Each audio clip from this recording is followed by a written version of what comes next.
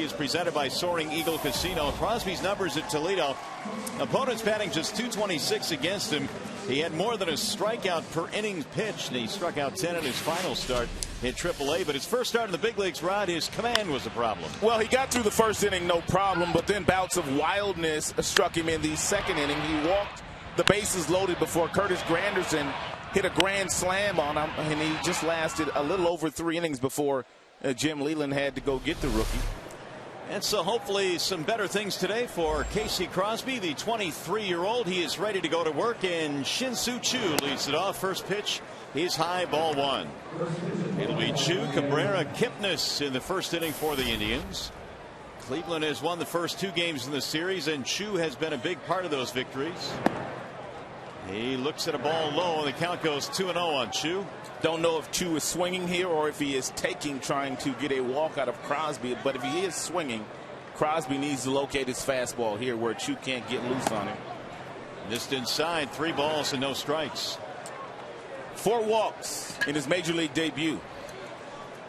Casey Crosby had, and that's way too many at this level. Here's the 3-0, and he throws a strike on Choo, 3-1. Especially when that debut came against the New York Yankees. They don't need any extra help. Granderson got him for a grand slam in that game. Here's the 3-1 pitch. It's another strike, 3-2 on Choo. Gorgeous afternoon here at the ballpark today. Game time temp is 79 degrees. Choo waiting on a 3-2 pitch, and here it is. Bouncing ball hit to the right side, right at Prince Fielder, and he'll take it himself. 1 gone.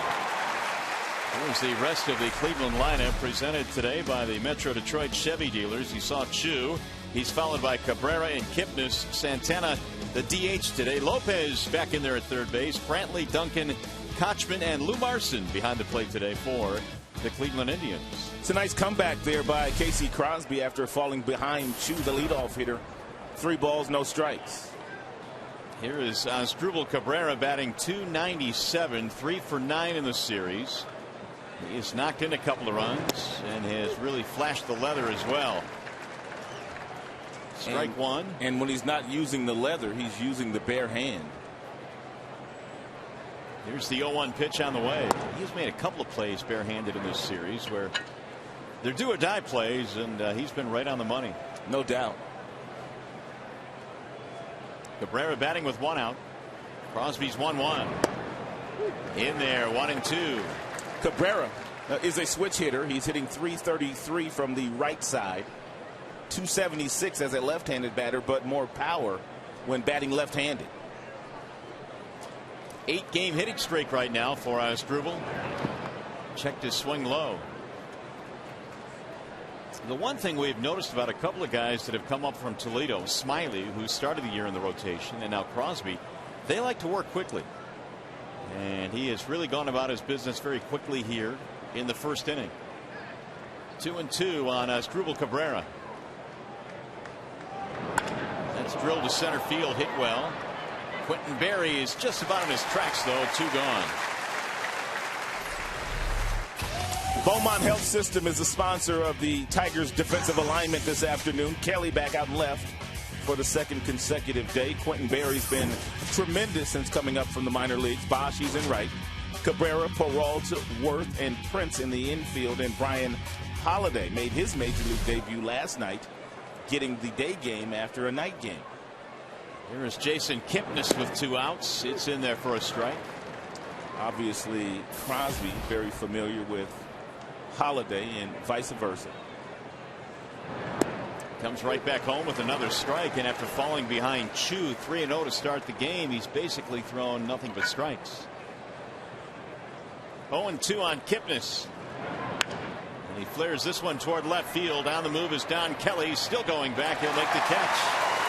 It's a 1-2-3 inning for Casey Crosby. Nice start for the youngster.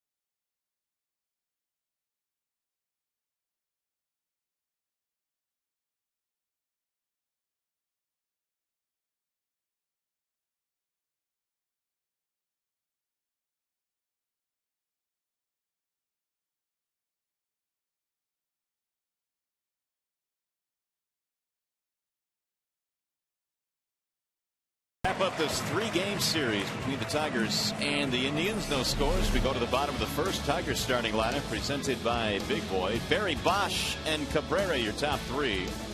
Prince is playing first base. Delman Young, the DH. Peralta, the shortstop. Your bottom 3 today. Kelly in left. Worth at second. Holiday is doing the catching. Starting pitcher is Derek Lowe for the Indians, presented by Fox Volkswagen of Rochester Hills. The Indians have to be elated with what Derek Lowe has done in the uniform for them so far. 7-3 with an earned run average just a shade over 3, and really no secrets when he's on the mound. Sinker, sinker, sinker. And Quentin Berry leads it off and takes ball 1 low, so to speak. Barry, Bosch, and Cabrera. Third baseman Lopez in tight. There's a bouncer right past him into left field. Base hit. That is a thing of beauty right there, and I'm sure that Barry may have learned a little bit of that from one of his former coaches, Tony Gwynn at San Diego State. Tony Gwynn made a living hitting balls right past the third baseman, with the third baseman really crowding Barry. If he could master this to go along with the bunts and the infield singles, he might be onto something. Well, what he's on to here is getting the leadoff man on. He is 7 for 7 in steals as Bosch stands in. Tigers desperately trying to get Brennan going. They just have not been able to do it. Bosch 1 for 19 in the homestand. And no, I was not comparing Barry to Tony Gwynn, for those of you thinking along those lines. You better clear that up. Well, you have to these days. Tigers fans aren't real happy about right now. Well, did you hear Rod? He just called Barry Tony Gwynn. And you know that's how it will come out. 1 ball, 1 strike. What's the matter with Rod Allen? Lowe with the 1-1. It's outside, 2 balls and 1 strike. Derek Lowe very quick at getting that ball to Lou Marson, which means it may be difficult for Barry to steal second base, even though he is a true base stealer in every sense of the word. And Marson behind the plate, although not throwing all that well this year, he has a good arm. There goes the runner. Line drive, left center field, base hit. Barry on his way to third. He'll get in there easily, and it's back-to-back singles for the Tigers. I don't know if that was a hit and run or not, because Barry has the ability to steal a base. But if it was a hit and run, we've seen Jim do this with guys that are struggling with the bat, and Brennan is struggling. You basically force them into swinging by putting the hit and run on, which takes all the guesswork out of it for a hitter like Brennan Bosch, and it worked in his favor. So the table is set now for the big boys. Bosch was 0 for his last 11 before that base hit. Cabrera really has had very little success against Derek Lowe in his career. His batting average is under 200, and he has 23 at-bats against Derek. Why do you think that is? Must be that sinker ball. He can pitch to his weakness. Some guys can, very few can. Prince Fielder in that on-deck circle, his number's not much better. Swing and a miss. 0-2 on Cabrera. Well, that sinker ball can be the great equalizer if he gets that double play. Look at this sink piece. Wow. As a hitter, you really have to make the ball be around the belt buckle. And if it is around the belt buckle, it's going to end up around the knees. If you look at it and it is at the knees, it's going to dart out of the strike zone. Take a look at this pitch. Lowe will throw about 100 fastballs in a game and will not throw a breaking ball.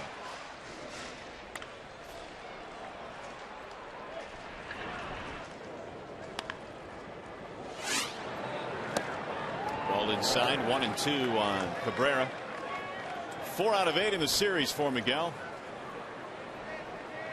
Tigers really would love to get on the board first in this game, set the tone for the contest. Brantley hit a homer in the first inning yesterday, setting the tone. That's in the air to shallow right field. Chu is charging, makes the catch, and the runners have to hold.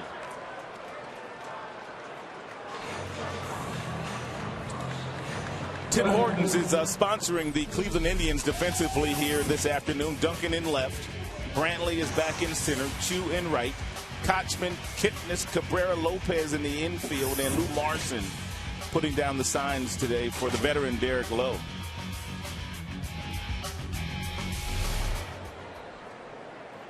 Santana coming off the disabled list because of a concussion caught in the game yesterday, but Marson back in there today. Fielder fouls it off 0-1. Well, you know what's on Lowe's mind. He throws lots of ground balls, which means he gets lots of double plays turned behind him. And if you're the Prince, you just really have to zone in on something up, which will allow you to hit a ball deep enough to the outfield to at least score one run. Fielder has been really money in these types of situations this year. He's batting .380 with men in scoring position. Tigers got leadoff hits from Berry and Bosch. Lowe has already thrown 13 pitches. Only 2 have been breaking balls.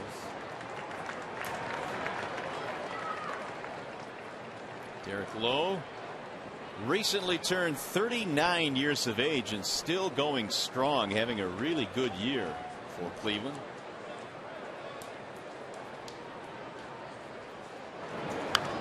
That's fouled back. Would you say that Derek Lowe's numbers, 7 wins, 3 losses, really good ERA, somewhat of a surprise to most baseball folk?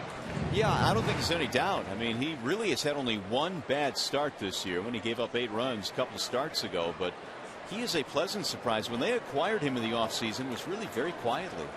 Nobody talked much about it. There's a ground ball back up the middle. It finds the hole, though. A base hit. Berry scores. Bosch heading to third, and he is safe.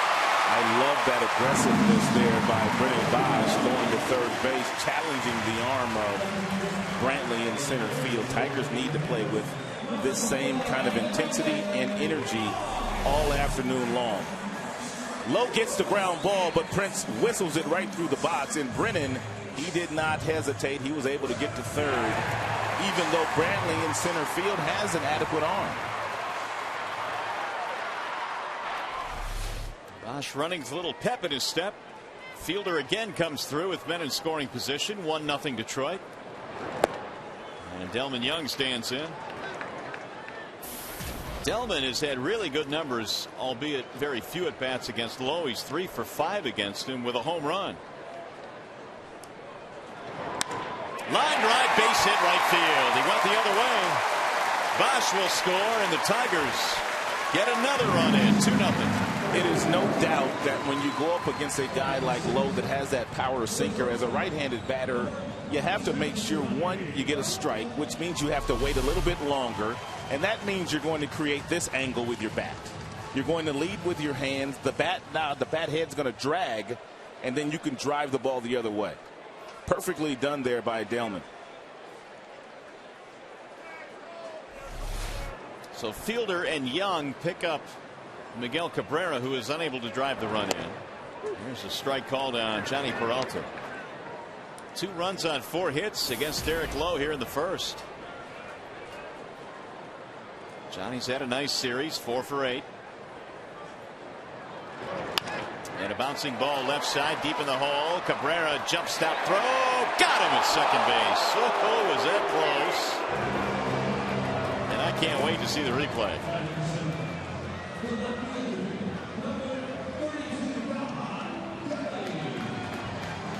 It's the second time in this series Cabrera's made a very nice play with Young running from first base and the ball beating Young to the bag. That's a nice job there by the second baseman, Kipnis, stretching out for that ball like he was a first baseman. You'll see second basemen do that when it's going to be a bang-bang play. And it looked like it was a good call by Manny Gonzalez. It was very close. Meanwhile, Asdrubal Cabrera with another terrific play. Don Kelly looks at ball 1.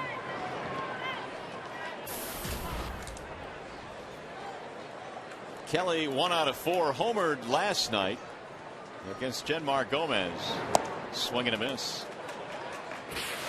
In case you missed it, this is a play that Cabrera made a couple of nights ago. Bare hand, throwing off balance, strike to Kipnis. Young forced that second. That'll get away from the catcher. Here comes Fielder. He scores standing up. And it's 3-0 Tigers. And these days, the Tigers will take them any way they come. Wild pitch. Only the 3rd wild pitch of the year for Derek Lowe. And when you're anticipating a sinker ball at about 88 miles an hour. You're obviously set up right down the heart of the plate. Morrison a little late to move to get in front of that ball to prevent Prince from scoring. 2-1 on Kelly. And it's outside. 3 balls and 1 strike.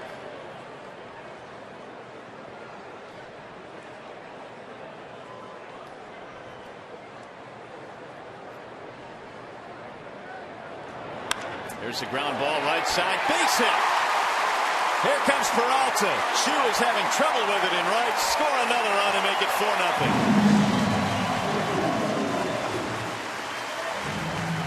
And they are beating up on Derek Lowe. They're getting themselves some seeing eye singles, but they need a little luck. This was going to be a very close play with Peralta running and Chu in right field with one of your better throwing arms from that position, but he just mishandled it because he was rushing and couldn't get off a throw. 4 runs on 5 hits in the inning. Here is the 8th man to bat, and that'll be Danny Worth. Exactly the type of start the Tigers needed here to close out this homestand. Worth batting 184. And Lowe delivers a strike. He has thrown a lot of pitches in this inning, 26 of them now.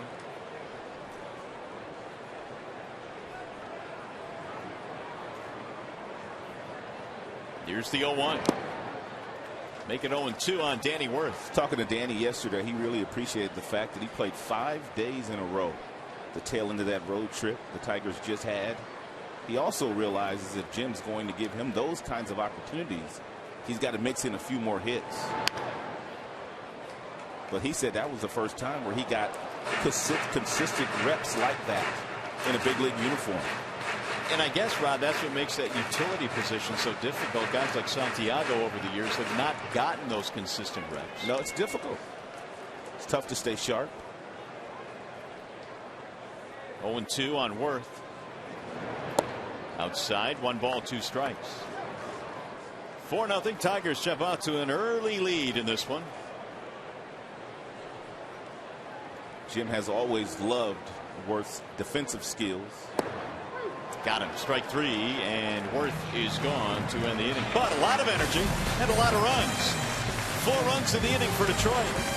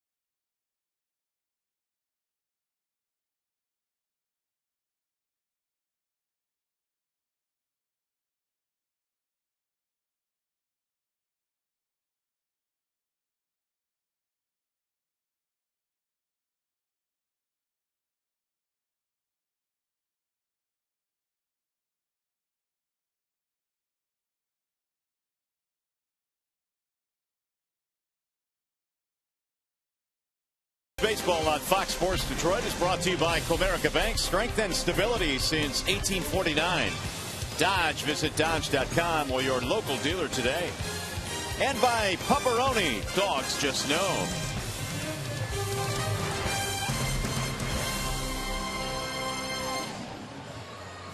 Casey Crosby off to a very fast start in this one. Got a 1-2-3 inning. His teammates got him some runs. How about his first start where the whole family was here? Everybody was here. Mom and dad cheering on their son. And I don't think they were happy with the results, but you have to be elated at the fact when you see your baby boy put on a major league uniform for the very first time and pitch in a big league game. Dad Bill went up to the screen and snapped a photo of his very first pitch in the big leagues. It was a great scene. 4-0 lead for Detroit. Crosby back to work, and he throws strike one to Carlos Santana. This is looking pretty good for Detroit here today. Lots of baseball to be played. But we've well documented the fact that Cleveland struggles against left-handed starters. They are 5-13 this year against southpaws. Santana rips one to left field. Kelly is on the run, won't get it, up against the wall. Donnie may hold him to a single. Here's the throw to second base. He should have stayed with a single. See you later. Good call, partner.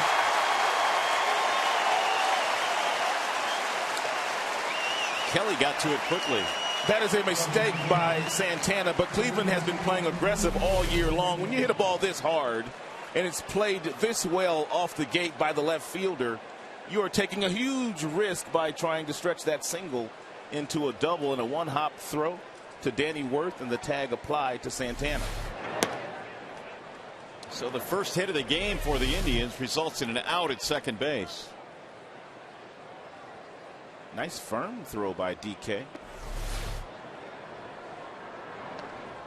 Jose Lopez is seeing his first action in this series, bothered by a stiff back, and so he did not play in games 1 and 2. Should get back into the seats. Cabrera giving a look. Ryan Field had a nice story on Don Kelly in Tigers Live this afternoon and talked about how Kelly had a stomach virus for about a week. Couldn't eat, lost 10 pounds, didn't eat much yesterday, but he homered in the game, and he said, well, maybe I ought not eat too much during the game, before the game. Well, 2-1 is low, 3-1. He actually had it. It went away, and then it came back with a vengeance. Here's the 3-1 pitch. And there's ball 4. That'll get away from Holiday. But Lopez will trot down to first with a walk.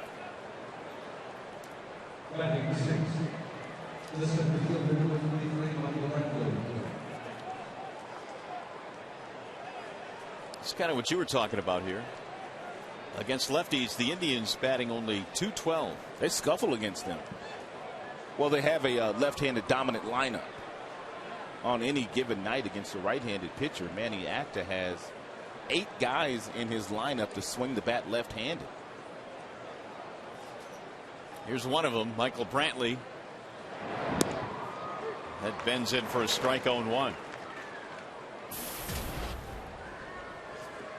Homered in the series, or the game I should say, yesterday in the series, 4 RBIs.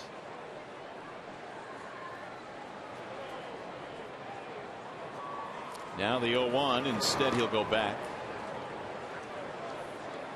They list Crosby at 6'5", 225 out of Caneland, Illinois. He was actually going to go play college baseball at the University of Illinois, but the Tigers drafted him, and he started his professional career. Fouled straight back. He's always had great stuff. He's got a fastball that can get into the mid-90s. And really the only thing that has caused his delay in getting to the majors is the fact that he has been somewhat wild in the minor leagues, but he kind of figured that out in his last 5 or 6 starts down in Toledo, and that's why he was called up. And the 0-2. Bouncing in as Holiday is able to stop it. 1-2. Also had the reconstruction on his elbow back in 2007, the surgery which slowed him down once he got into pro ball. He got it out of the way early, didn't he? Yeah, that's, if you're going to do it quickly.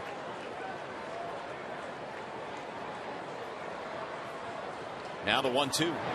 Swing and a miss, and Brantley is out of there. First strikeout today for Casey. Good breaking ball, good arm speed. 74-mile-per-hour curveball there from Crosby.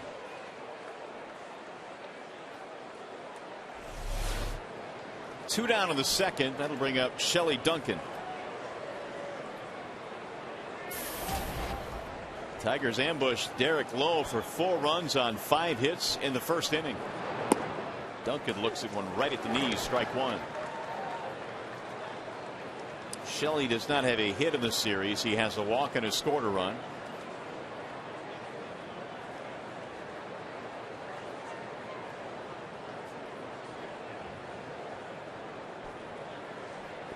There goes the runner.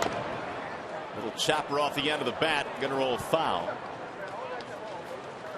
And the count is snowballs and 2 strikes. By the way, this game today is available in high definition on Fox Sports Detroit HD. It is sponsored by Xfinity from Comcast.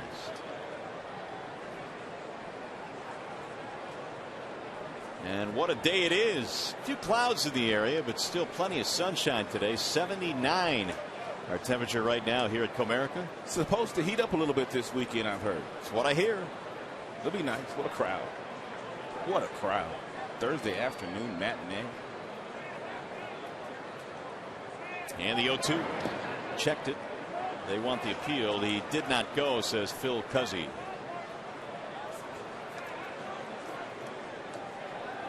No disrespect to Duncan, but he's in there for one reason, and that's to play long ball. He's got tremendous power. His batting average is .207 as we speak, but he's hit 4 home runs in limited playing time.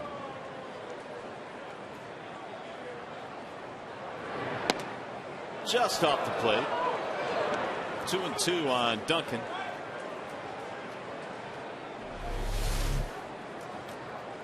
Mr. Foxtrot's got up early today. On top of his game, too. That one clearly outside.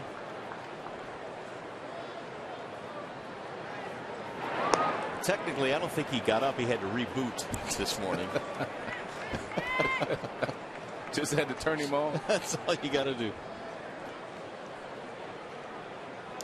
2-2 on Duncan.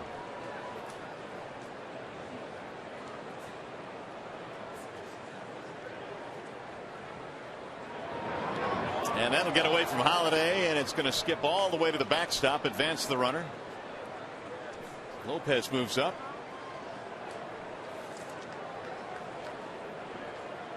Wild pitch. And so now the count has gone full, 3-2 on Shelley Duncan.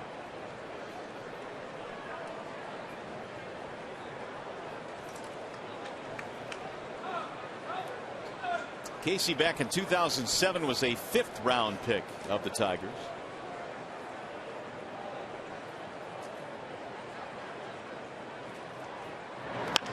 Ground ball left side. Peralta charging. And Duncan is out. Inning is over. They go scoreless thanks in part to Don Kelly's outstanding throw from left.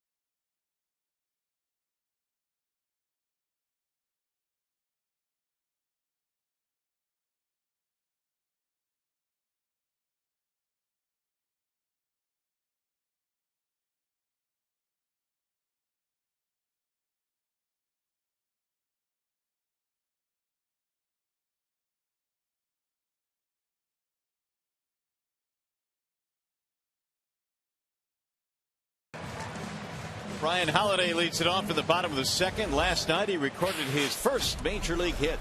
In his second at bat. Mom and Dad were in attendance. So very happy night for the Holiday family. Rolls this one to Asdrubal Cabrera. And on one pitch he's retired. One gone here in the second. All good infielders, and it's usually middle infielders. When they approach the ball and they start to field it, they get their body set to make the throw. Did you see that left leg come down? I did. And he pushes off the left leg, which gives him momentum going back toward first base to make it an easier play for him. Routine play, but it's the small things that some of the middle infielders do to make their plays look a little easier.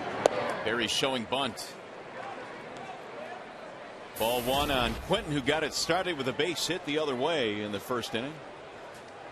One of 5 Detroit hits in that frame. Lopez creeping in at third. No sign of bunt there, and a strike is called. Not only do the corner infielders have to play in closer than they'd like to, but your middle infielders have to play in a couple of steps on the dirt too, because Berry runs so well. 1-2. Quentin had 19 steals at AAA, 7 more here in the big league, so 26 total already this year. Swing and a miss, and he'll go down that time as Derek Lowe gets him on strikes. Hey fans, the Tigers battle the Colorado Rockies June 5th at 7:05. All fans can enjoy a spectacular, and I mean spectacular, post-game fireworks display. For tickets, call 866-66-TIGER or visit tigers.com. Bosch in there with 2 outs, nobody on. Singled, scored a run in the first.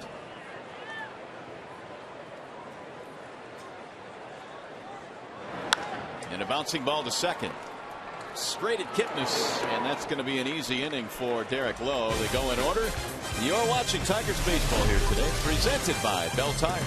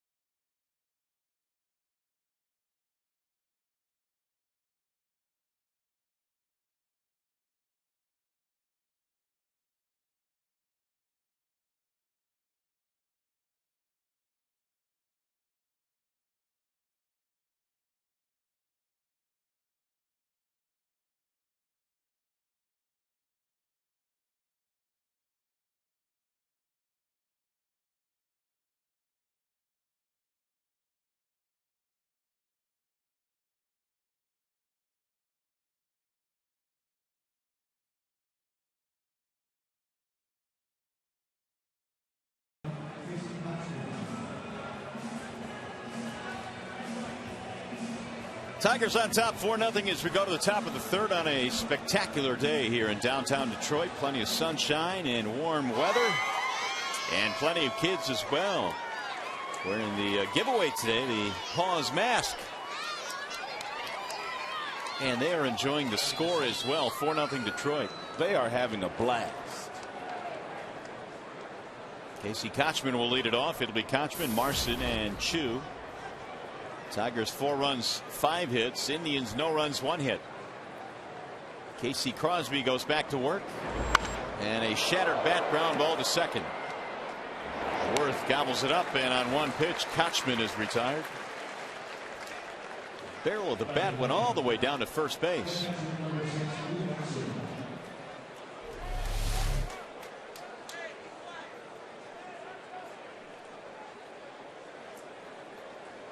Sawed him in half.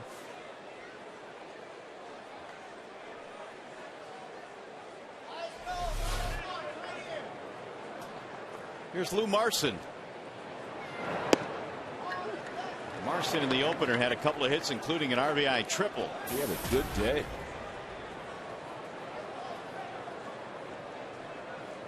.213 batting average for Marson.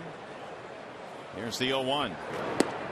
In there for strike two. Good bender there by Crosby, who looks much more under control this afternoon than he did 5 days ago. But the New York Yankees will cause you to do some things you don't normally do.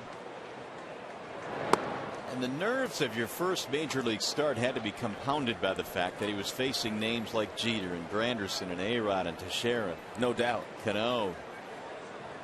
Today seems much more relaxed. Here's the 1-2. Lifted in the air to center. Berry coming on. Two gone, and while we have a chance, to the studio we go. Time for a game break with Justin White.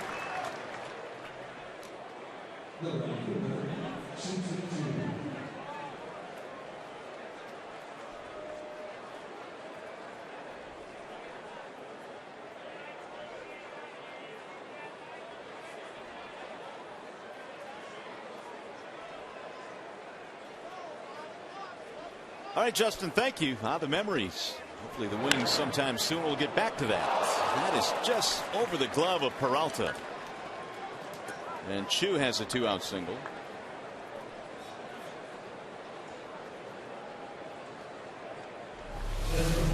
They had him positioned correctly, but Johnny Peralta couldn't get up high enough to take that base hit away from Chu. Just over the glove. Barely. We'll keep the inning going for Struble Cabrera. Chu has just extended his hitting streak to 7 straight.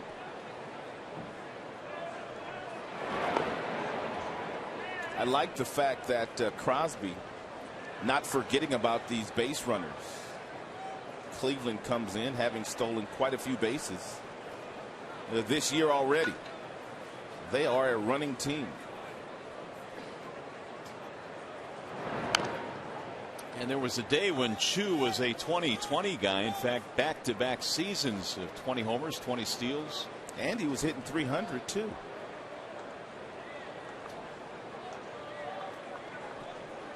Tigers jumped on the Indians in the very first inning for 4 runs against Derek Lowe. And Casey Crosby operating with the lead. Here's the 0-1. High fly ball left field. Kelly is on the run.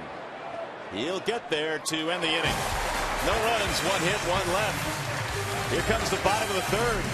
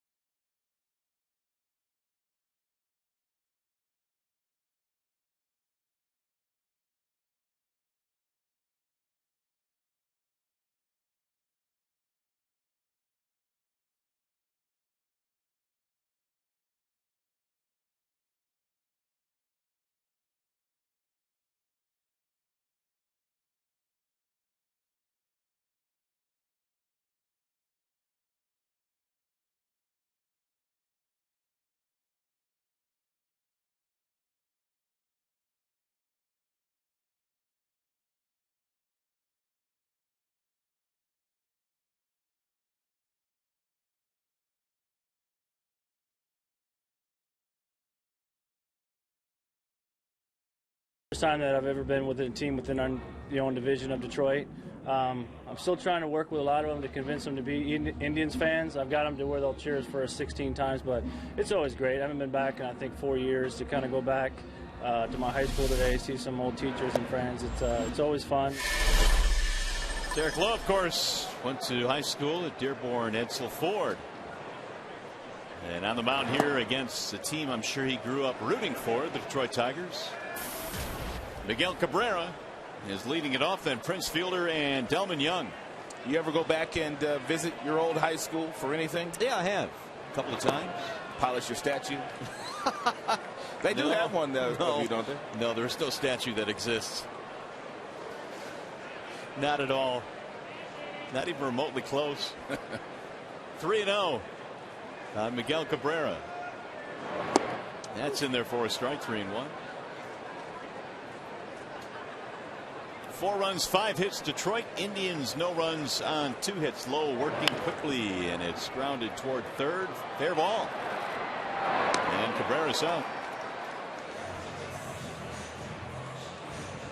How about some photos back in the day for Derek Lowe at Edsel Ford High School? Of course, Derek was a really good basketball player, an all-state basketball player as well. But it wasn't just baseball and basketball. Good golfer, too. Absolutely.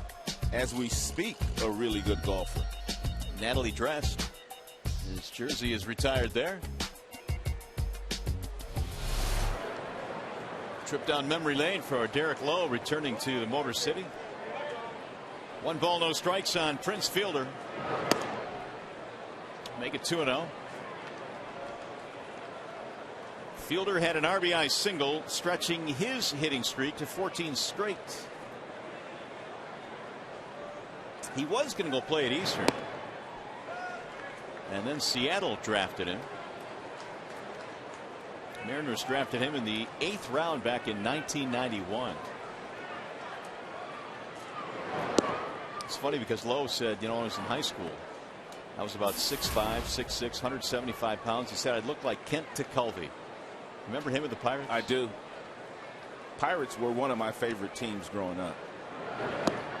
And Prince gets a walk.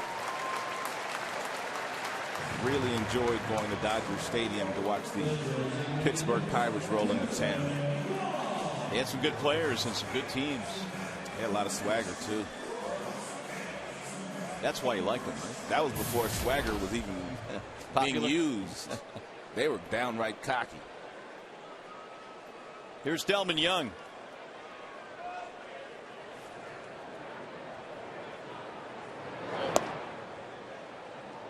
Lowe needed just 7 pitches to get through the second, but he has picked up a walk here in the third. Delman had a single the other way plus an RBI in the 4-run first. Make it 2-0. Well, Lowe through the years has piled up a lot of wins. Threw a no-hitter at Fenway Park with the Boston Red Sox. High fly ball, right center field. Brantley backing up. And Delman is out, 2 gone. We'll bring up Johnny Peralta.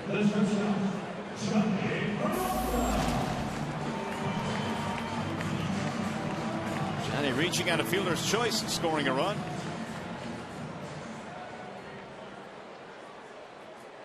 Tigers today trying to snap a 3-game losing streak against an Indians team that has been pretty good on the road this year. 14-9 away from Cleveland.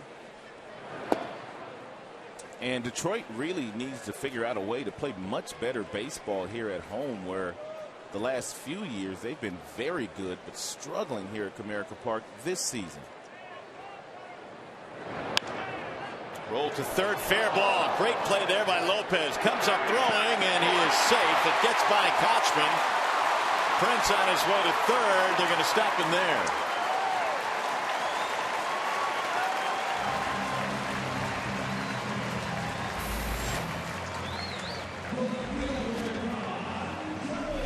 Outstanding play by Jose Lopez, who is a second baseman by trade. 1 step and a dive He gets to his feet quickly. He bounces it over to first base, and if Kochman can't pick it out of the dirt, there is no first baseman that can.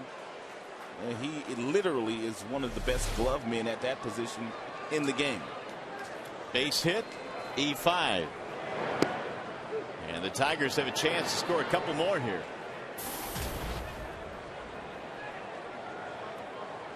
Kelly had an RBI single in the first. Ground ball, first base side, right at Kochman. That'll end the threat. And the inning is over. No runs, hit a walk, 2 men left.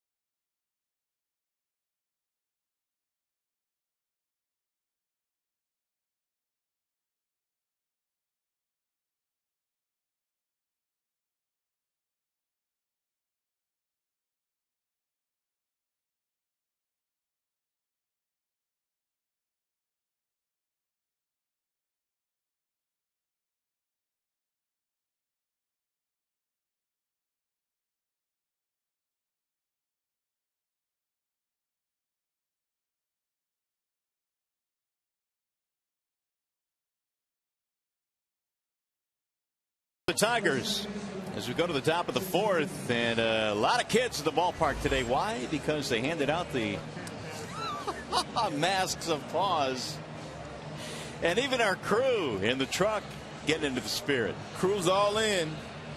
That is nice. And all the youngsters getting the paws masks, and some of them even being worn upside down today. Well, she got a rally cap on early. Very good. Well, we go to the fourth inning now. It's 4-0 in favor of the Tigers. Casey Crosby back to work. First pitch outside, 1-0. Jason Kipnis leading it off. Crosby up until that pitch was 9 of 11 first pitch strikes. Here's the 1-0 to Kipnis. A little high, 2 balls, no strikes. Santana, then Lopez to follow.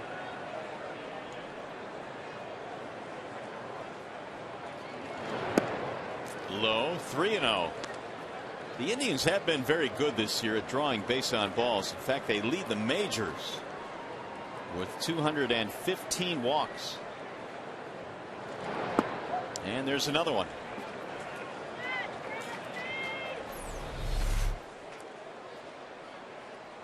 Well, here's our Bernstein Advantage scouting report on Jason Kipnis. Get the Bernstein Advantage. We go to bat for you. There really haven't been too many second basemen that have led their team in homers and stolen bases. And here's the list. Right now, Kipnis is leading the Indians in both of those categories. But we're going back to the days where 2 led the team in home runs. Here's the ball low. 1 ball, no strikes on Santana.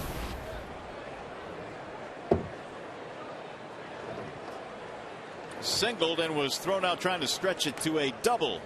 Back in the second, Kelly threw him out. That's in there, a strike, 1-1.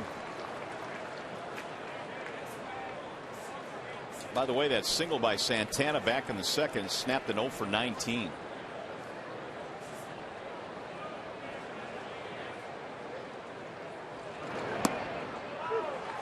2-2. Last two pitches, wonderful location by Crosby.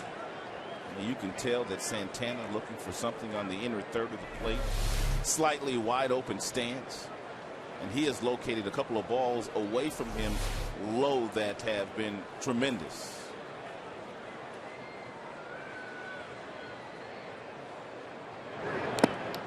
Foul tip. Holiday holds on to it. One gone. Strikeout number 2 for Crosby.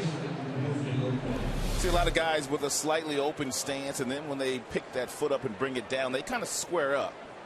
But that's a really good breaking ball there by Crosby. And a lot of guys that have that high leg kick, their timing's thrown off on breaking balls. They're good with fastballs, but you keep them off balance by throwing them off speed pitches. Strike 1 to Lopez. I know Jackson said that was something that really bothered him last year, was off speed pitches, and when the pitcher was in the stretch, it was tough to get that timing down, so he just got rid of it, and he was off to a marvelous start this year. Runner goes, and they've got him picked off. Throws high, and the runner is safe. It's a nice backup there by Danny Worth, because had that ball gone in the left field, I don't know if he would have been able to advance, but still a nice job by Danny Worth, and a poor throw by Prince. Meanwhile, Kipnis has his 14th steal. The last 12 of them have been consecutively.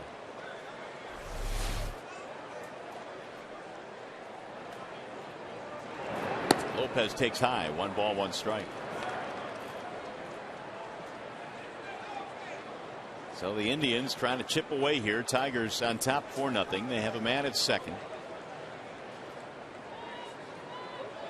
Crosby has stranded 1 runner in each of the last 2 innings. That's in for a strike. 1-2.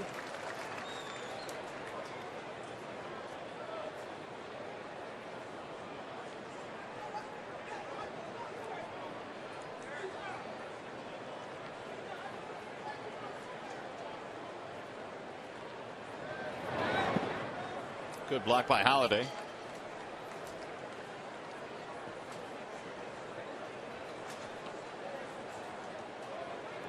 Holiday, one of quite a few catchers the Tigers selected rather back in 2010. Of course, Patrick Leland was selected in that draft as well. James McCann.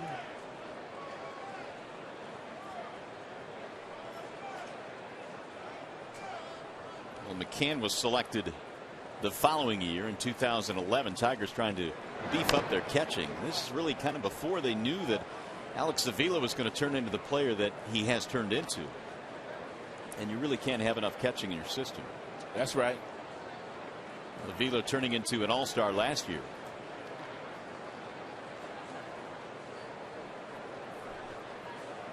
Rafael Belliard, infield coach, directing traffic.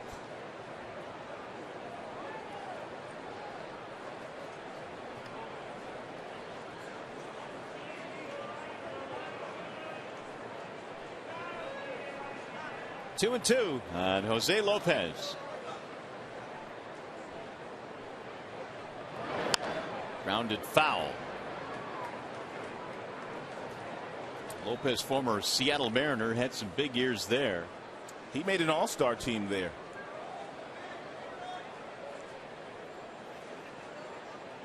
And he hit with some power in a stadium, Safeco Field, that is not known to produce too many home runs. You can see by those numbers a pull hitter.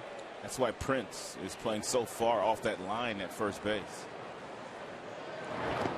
Checked it. They will appeal. He did not go. Something hit to the left side of the infield. Prince is going to have to really hustle to get to the bag. Look at that. It's a mile and a half. And then some. 3-2 on Jose Lopez. One out here in the fourth.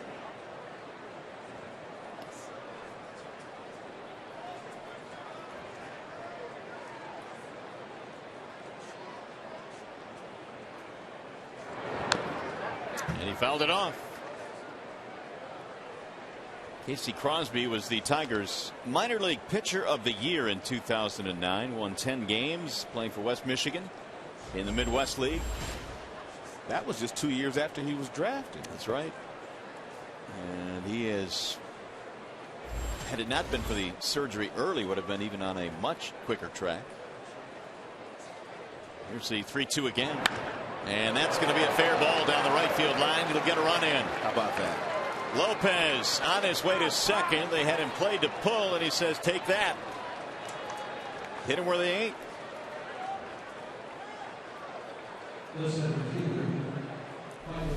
Well, if they're playing him to the pull field and in the infield playing him to pull, if you're Crosby, you have to make sure you don't leave that ball up and away, which would allow Lopez to hit something down that right field line.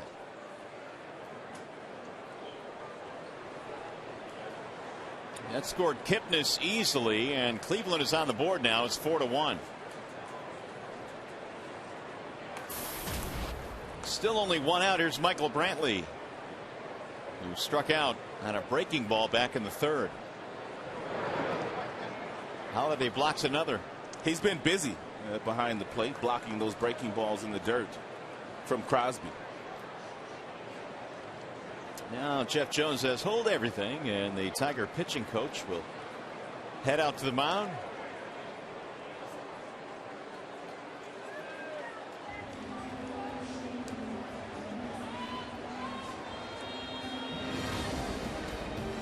And while we have a moment, let me tell you that this July you don't want to miss the biggest event of the summer as baseball's greatest stars battle for home field advantage in the Fall Classic. The road to the World Series begins with the 2012 MLB All-Star Game Tuesday, July 10th at 7:30 on Fox. Kansas City, Missouri with the All-Star Game this year. Here are the leading vote getters right now. Prince. How about that?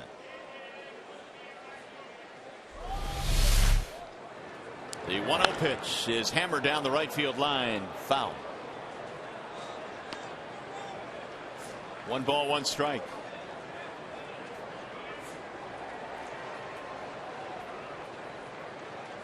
Brantley, a 14-game hitting streak. 19 is his career high. Did that a couple of years ago. He bends one in there for a strike. 1-2.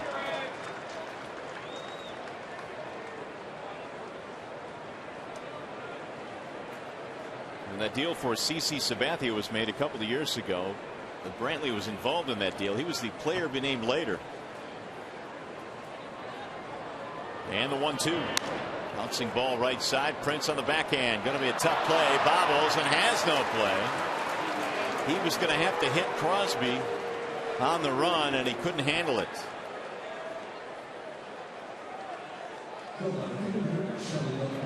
So runners at first and third, still only 1 out. Take a look at Worth, the second baseman here. If Prince lets this go and he gets to the bag, much easier play for Danny Worth, who would have gobbled that up. And much more conventional play going 4-3 to the first baseman than 3-1 with the pitcher trying to get over and cover. Something we saw a lot of with Miguel Cabrera last year at first base. He would really wander off that bag. Well, with Miguel was used to playing on the other side of the diamond because he had played some third base in his career. So he had a little bit more range than Prince has. But Prince is well off that line already at first base. So he felt like he should have made that play. So here is Shelley Duncan. Ball 1 again. Holiday has to block it. There's been a revolving door regarding second baseman this year for the Tigers, and I think Prince still in that touch and feel kind of mode as to who has range and who doesn't have range. Yeah, I mean, they've had Rayburn, Worth, Santiago.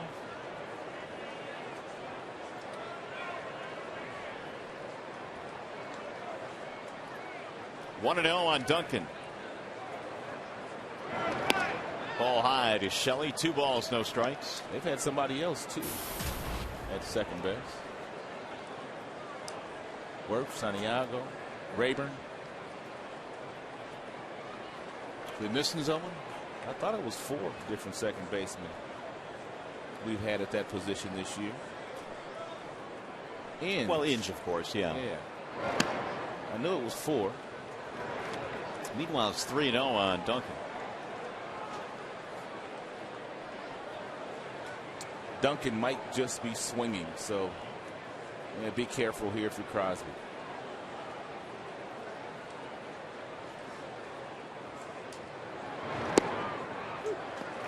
Three and 1.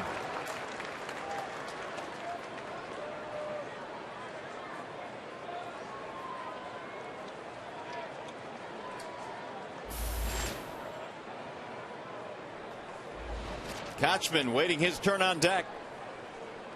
Indians trying to get back into this game. The 3-1 pitch. Driven down the left field line, foul. He turned on it. Up 3-2 on Duncan. Inning started with a walk to Kipnis. Santana struck out. Kipnis a swipe of second base.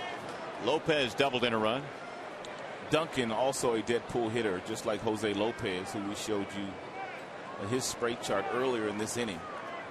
Doesn't do much damage to right field. Most of his damage is to left.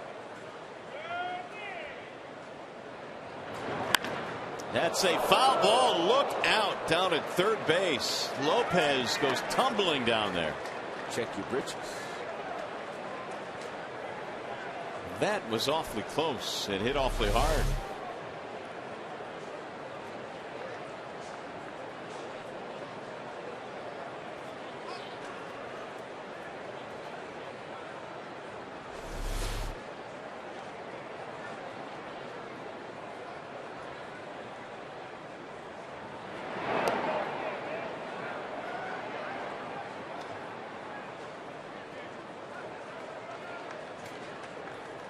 Crosby had relatively little trouble getting through 3 frames, but an error has compounded the problem here.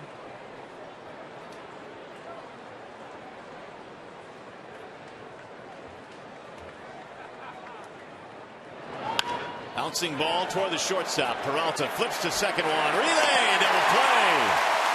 And that'll cure everything. 6-4-3. They'll settle for 1 run.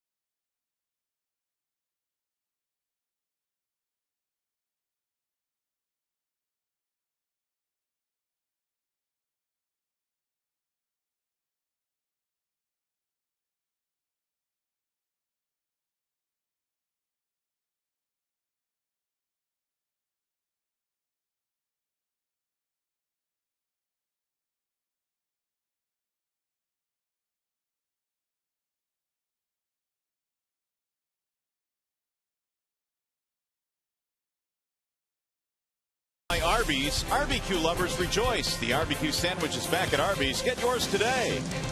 And by AT&T, the nation's largest 4G network. AT&T, rethink possible.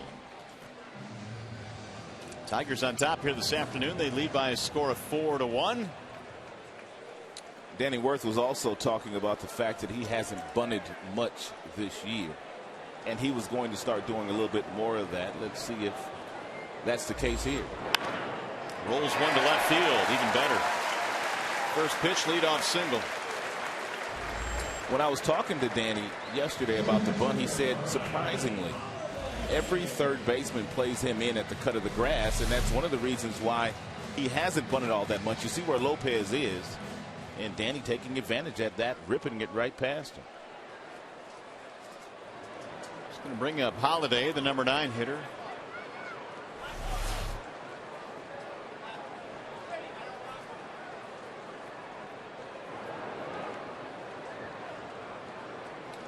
Derek Lowe knows how important it is for him to make sure he keeps the base runners close, especially with as many ground balls as he throws. He also knows opposing teams put the hit and run on quite often when he's on the mound. Lowe thought about going to second. Might have had a play there. He almost balked. In the stretch today, he is so quick coming down. I don't even know if he paused on that last delivery to Holiday. Let's take a look at it.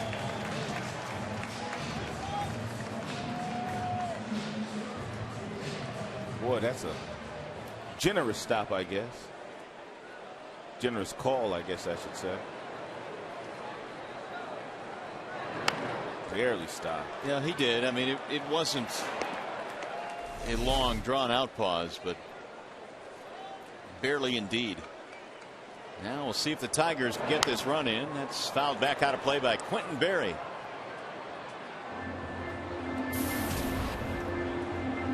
Berry a single and a strikeout. He started that 4-run rally in the first with a base hit the other way. Tigers jumped out low for 4 in the first. Nothing since, though.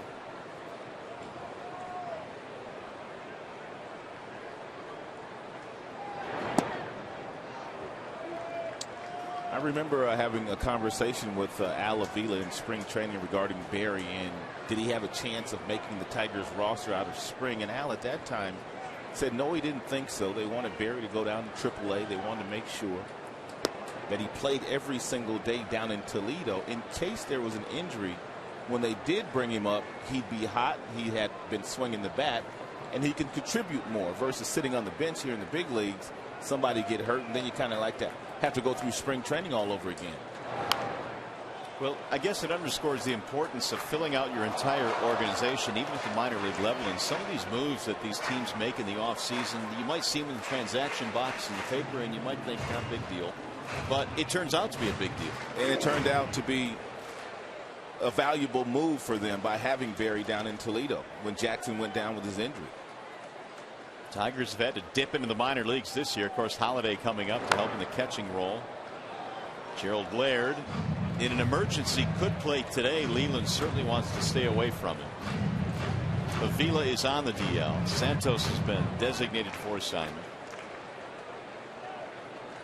A lot of roster moves already. First couple of months of the year. In fact, Leland said, I can't remember this many in my career this early in the season. I don't know this to be factual, but you can almost bet that they've made more moves already in the first 2 months than they probably made all of last year. They were pretty healthy last year. It's one of the reasons why they went on to win 95 games. 2-2 pitch. Swing and a miss. Berry strikes out for the second time in this ball game. There are 2 gone now. Time for the Farmers Insurance report card on Derek Lowe. He became the first pitcher to throw a shutout without a strikeout since Scott Erickson did it in 2002. Lowe did it on May 15th against the Twins. A shutout without a strikeout. And the majority of the pitches that he threw in that game, all sinker balls. Bosch is 1 for 2 this afternoon.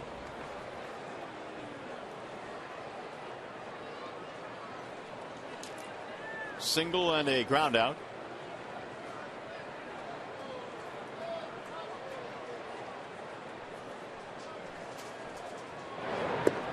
That's outside. 2-0.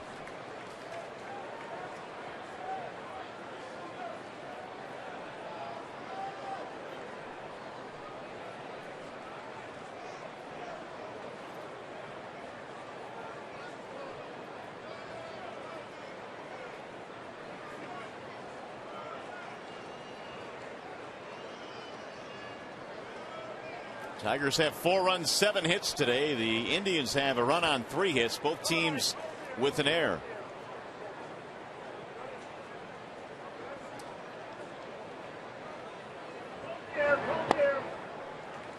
3-0. After Barry struck out when he got back to the dugout, Lloyd McClendon went over to him and was talking to him. No doubt about that at bat, and probably not trying to do too much and make sure that you don't overswing and keep that ball on the ground. Last couple of days, Barry's done a pretty nice job of that, keeping the ball on the ground and utilizing his speed.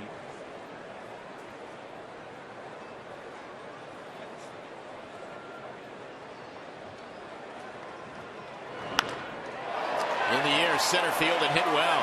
Brantley on the run, not going to catch up with it. One hop into the bushes in center field. Brennan Bosch with his second hit this afternoon. That'll drive in a run.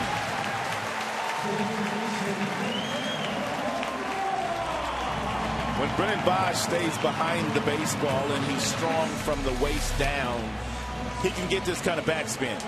It's a sinker ball that's right down the middle. Real nice extension by Bosch. Catches it just right. And Brantley in center field can't run it down. It's much better balance there by Brennan through that swing. The sinker ball is such a devastating pitch unless you leave it up in the zone, and that's what happens. High towering fly ball to right field off the bat of Cabrera. Back to the track, to the wall. Can't get it. And they're going to call it a home run. Phil Cuzzy says home run. And Cabrera will trot around.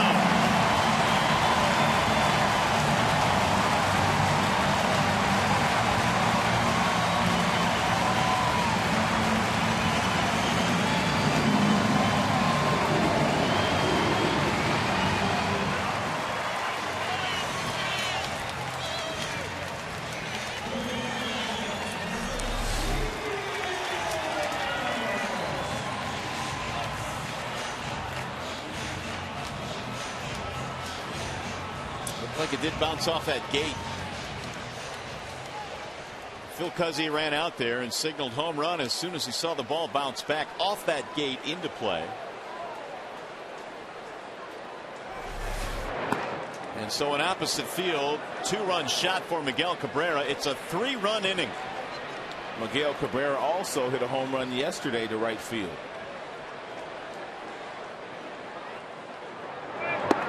Fielder waves and misses.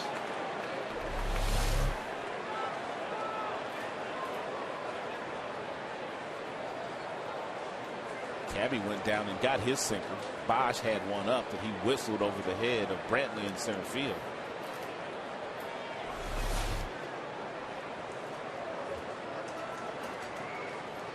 Here's the 1-1. 2 balls in 1 strike.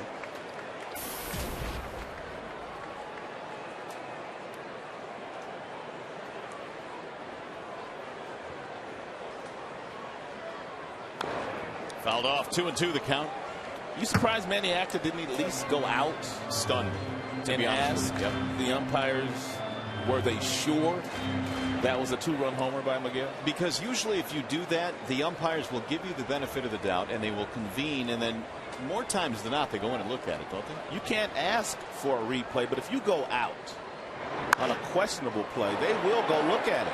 That's a fair ball. Kochman makes the play on it. That'll end the inning. Well, it's going to be a home run regardless. And the Tigers add 3 more to the total. They lead 7-1.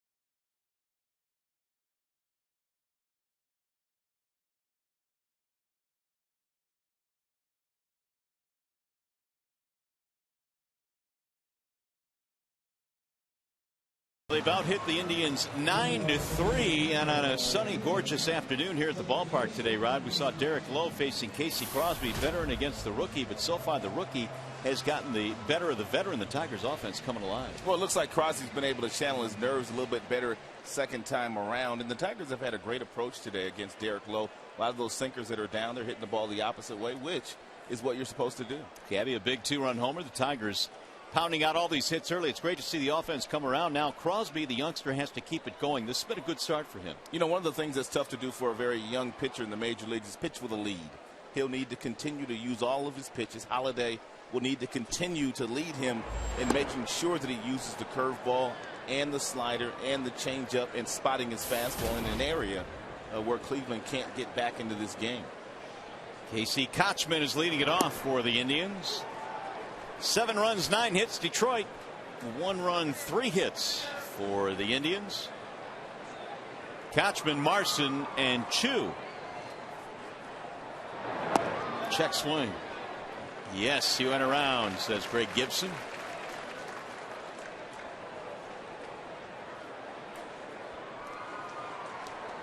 One ball, 2 strikes. Crosby gave up 1 in the 4th, but got a big double play ball ending the threat. And that's ripped into right field, a base hit. Leadoff single by Kochman. How about the AT&T trivia question this afternoon? And what would that be? Well, since you asked, it is, who are the only 3 pitchers in Major League history with at least 160 wins and 80 or more saves in their career? It's only been 3 of them in the history of the game to do that. At least 160 wins, at least 80 saves. Rare breed.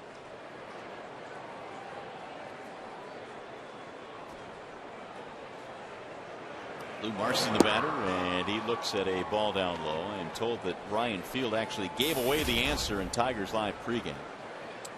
Oh, did he? Yeah. Well, he didn't do it intentionally, but he did. So if you were watching, you've got a leg up. And for no other reason to watch Tigers Live, you never know, you might get the trivia question answer. It's always great information. 30 minutes prior to the first pitch. 2 balls, no strikes on Marson.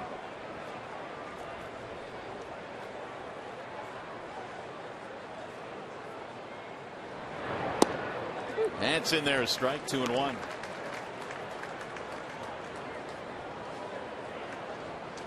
Fly to center field back in the 3rd. Marson 0 for 1.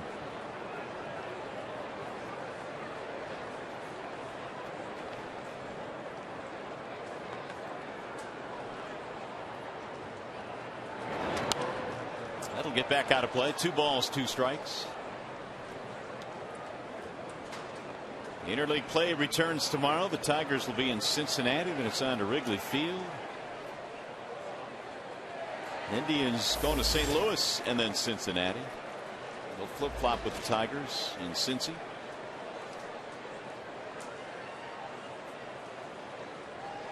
Two and 2.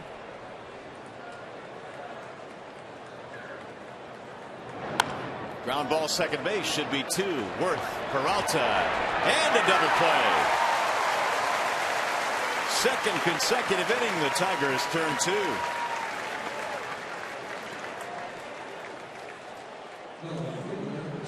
That'll bring up Shin-Soo Choo.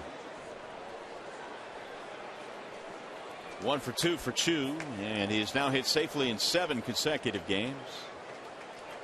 Boy, what a packed house today for a weekday day game. Not too many seats available this afternoon. Tiger fans coming out in droves on this homestand. Breaking ball in for a strike. They have given them something to cheer about, too. Nice start today for Detroit hitters. 7 runs on the board. Bouncing ball to 3rd, right at Cabrera. Chu is out, and so are the Indians. No runs, a hit, nobody left. Tigers baseball today presented by Bell Tire.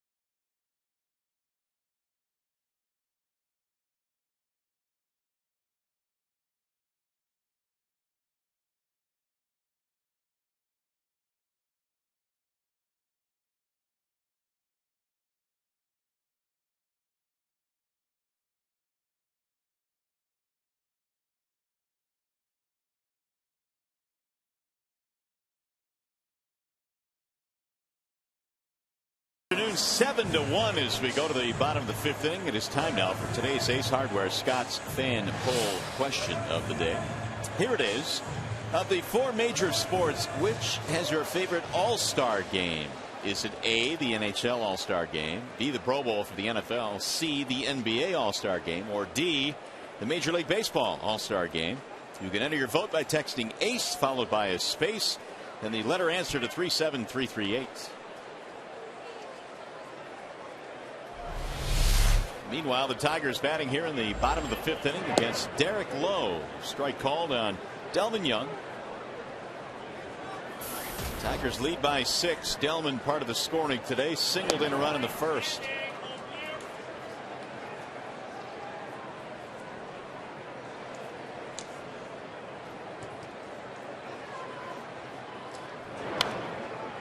Lifted back out of play.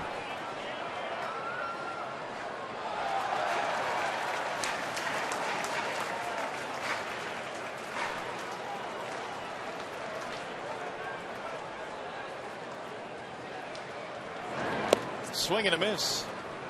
And Delman is out on strikes. One gone.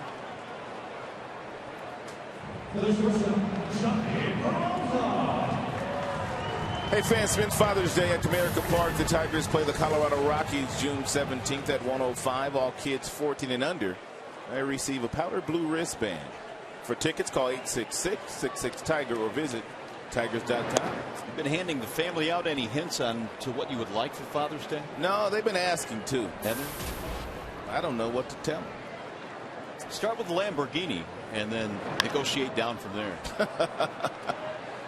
That's to the left side of the infield, and Cabrera makes the play. 2 gone. Don't really need anything. I'm with you on that. Just hanging out with the family on Father's Day is good enough, I think. No doubt. Family in good health. Here's Don Kelly. How about you? You throwing out any hints? No, because I'm like you. I really don't need a whole lot. Hang out with the family after our game. That would be cool. Nice play by Kochman, smothering it, and Lowe covers for the out. And a very quick 1-2-3 fifth inning for Detroit. So we'll go to the sixth inning. And the Tigers continue to lead this one 7-1.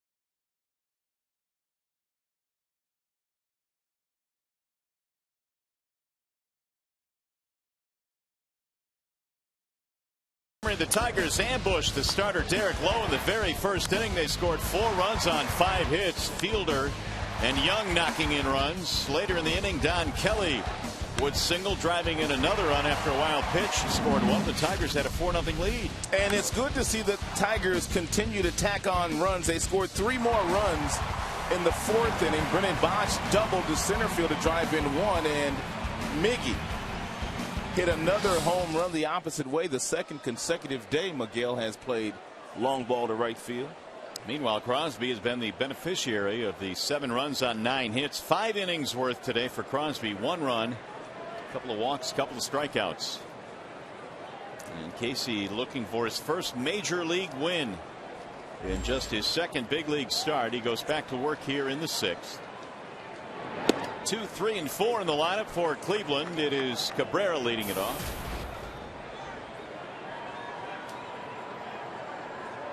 Here's the 0-1. 1 ball, 1 strike.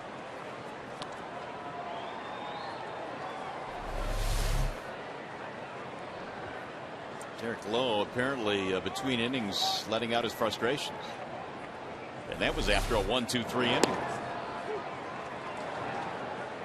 1-2 the count on Hasdrubal Cabrera. It has been the Tigers by and large that have been frustrated on this homestand. All season, really. Today is Lowe's turn to be frustrated. The 1-2. Bouncing in again. 2 balls, 2 strikes.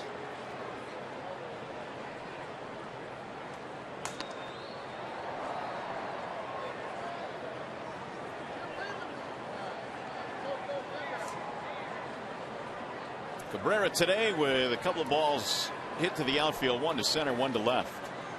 0 for 2, trying to extend his 8-game streak. And there's ball 3. 3-2.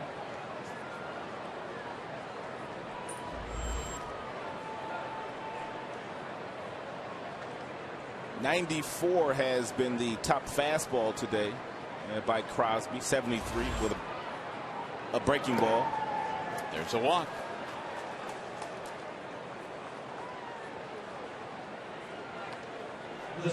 Casey had 4 walks in his first start, and that is his 3rd here today.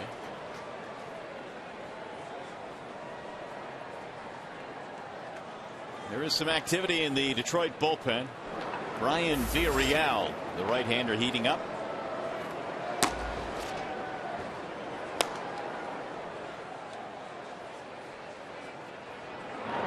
Kipnis looks to strike 1. I don't know if Jim is still planning on doing so, but last night he said that he would not use Dwayne Below today. Sometimes that changes. He used him for 2 innings in game 1. He used him for 2 batters yesterday in game 2. Trying to stay away from him here in game 3. Below's been really good.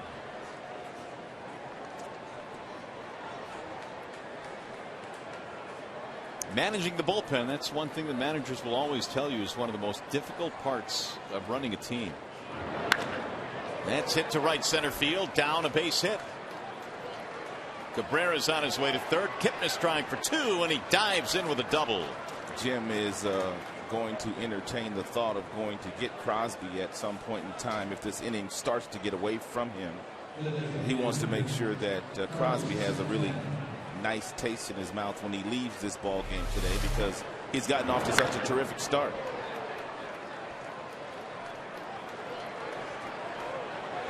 Head down, busting it for 2. The Indians have their 5th hit. We were talking about that Tigers bullpen situation. Phil Koch also threw 24 pitches yesterday, so he's good, but you don't know for how long.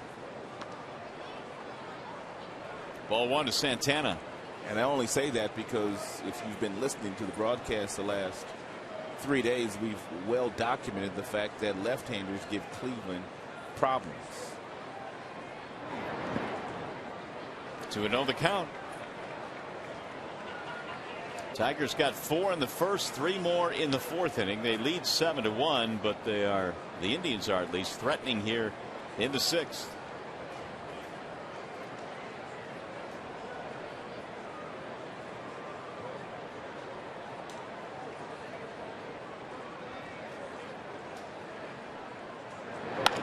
Ground ball right side. This will get a run in, but it's also going to get an out. Santana will get the RBI. Back to the studio we go for a game break, and Justin White.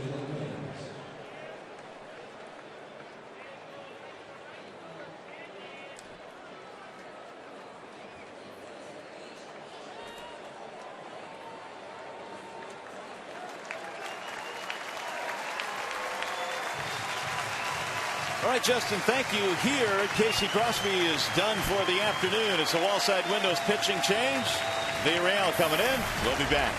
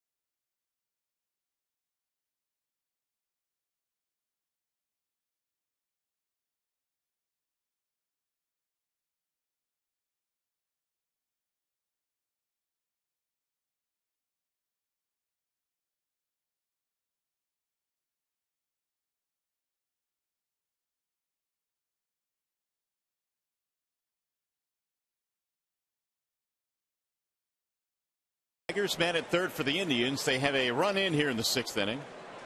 And Villarreal facing Jose Lopez.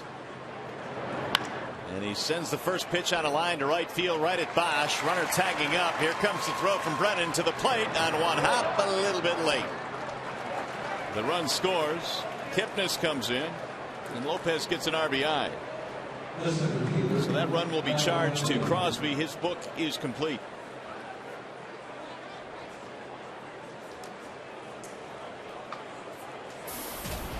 Villarreal has an outstanding fastball, and that's one of the reasons why he has been able to strike out 19 in just 12 innings of work so far. First batter efficiency also pretty good. He retires 75% of the first hitters that he sees when he comes into a ball game.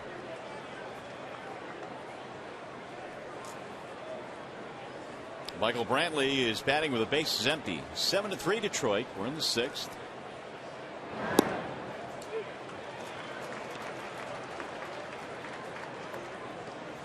Numbers definitely better the second time around.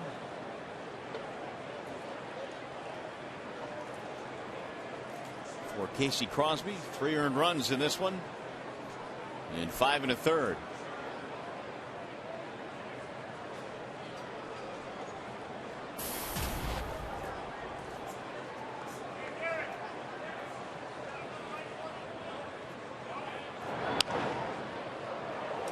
Scoot on top of the dugout, back in the seats. 0-2 on Brantley.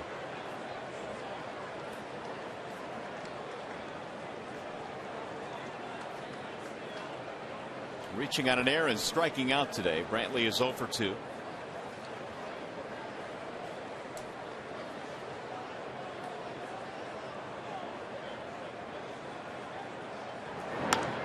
Fouled away. I don't think I've seen Villarreal come into a game yet where his velocity has been down. I mean, he's always literally 97, 98. From the very first pitch that he throws when he enters the game. His slider is much improved too. He fought that one off. I don't know how. Brantley got a piece of that slide piece, but if you continue to locate him in that area, hitters aren't going to hurt you.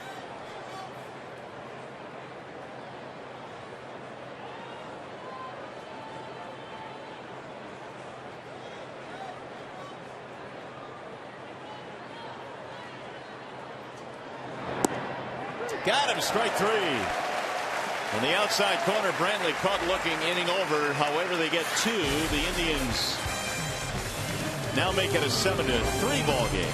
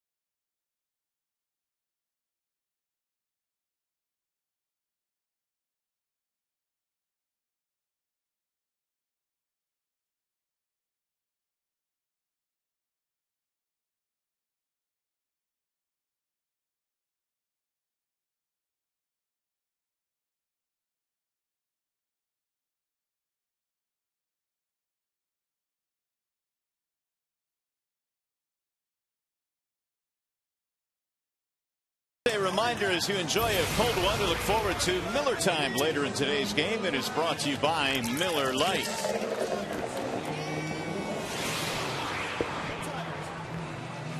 Tigers on top here at the ballpark. How's it going, people? They're enjoying themselves today. They got their own little seat there, huh? They do. A little Miller Lite bench. What a gorgeous day it is. Temperature in the high 70s today. We have a new pitcher on now for the Cleveland Indians, Scott Barnes, and his numbers down at Columbus.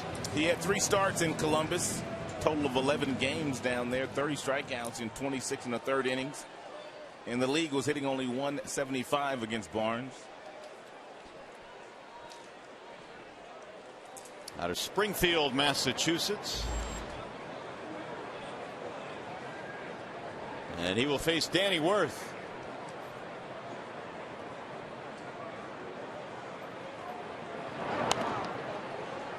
Oh, 0-1 on Worth. He's followed by Holiday and then Quentin Berry here in the 6th. Danny had a single, scored a run back in the 4th inning.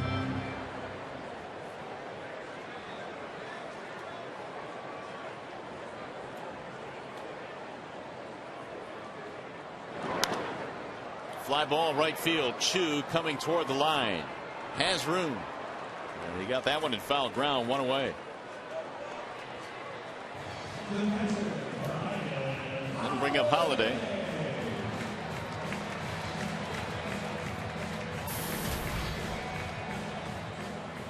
Sacrifice bunt his last time up, 0 for 1.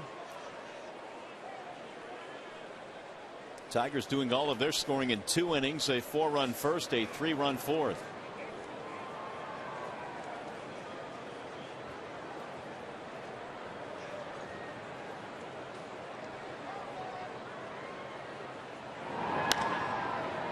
Driven down the right field line, slicing though. He's got a little bit of a hesitation in his delivery. A little bit? He got a lot. He's got some funkiness to his delivery. Turns his back, comes up, pauses. He's got some serious leg drive off of that left leg, though. So if you're a hitter now, how much of this actually bothers you? Well, you can't let it bother you. You watch him from the on-deck circle, and you kind of have an idea of what his delivery looks like, but you still wait for that window of where he is throwing that baseball out of. Right back to the mound, and Holiday is out. 2 gone. You can even slow your mechanisms down as a hitter to make sure you don't start too early until you see that ball up in the window where before he delivers the ball home.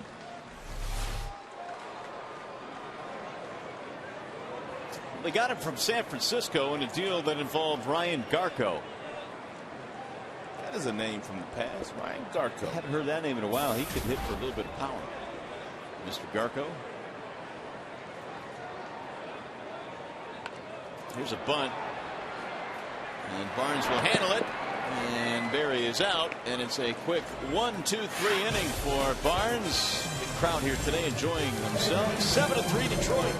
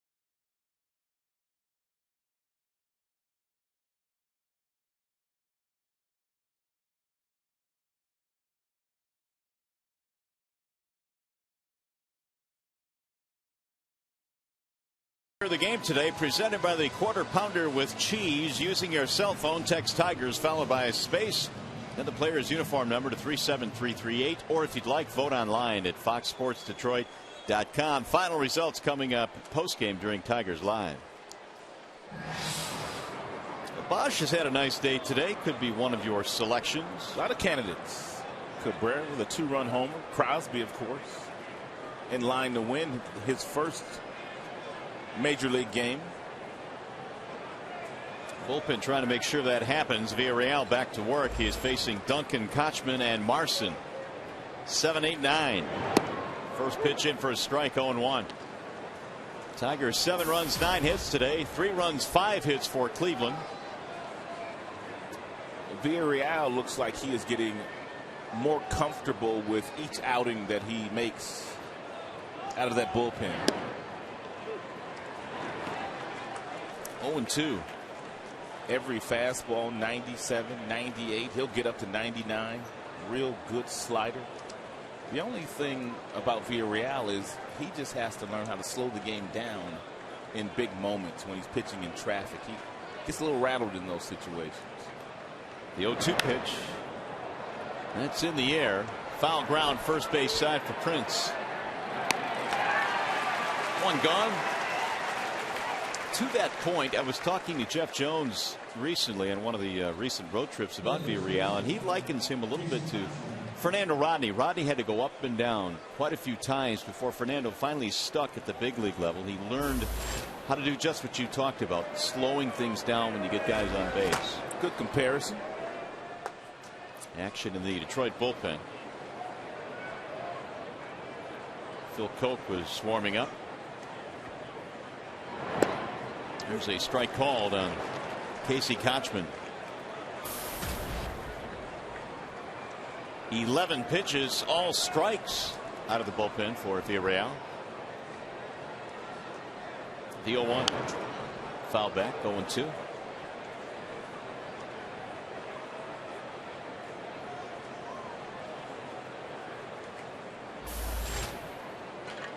Lou Marson waiting on deck.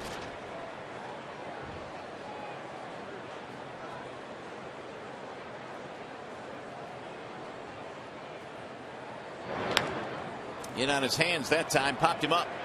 Cabrera says, I'll take it, and he does. Hey fans, you can join us again tomorrow night for more baseball as interleague play returns and the Tigers visit the Cincinnati Reds. Coverage begins at 6:30 with Tigers Live. That's Tigers baseball tomorrow at 6:30 here on Fox Sports Detroit. First look at the Cincinnati Redlegs. Our poll question yesterday was, do you like interleague play, yes or no? And the final results after yesterday's game, over 60% of the folks said that they do like it. There's strike one on Marson, who fouls it away. So we'll see installment number 2 of interleague play as Tigers play the Reds and the Cubs and the Rockies coming in. The Cards will be coming in. And we go to Pittsburgh to our next road trip, don't we? That's right.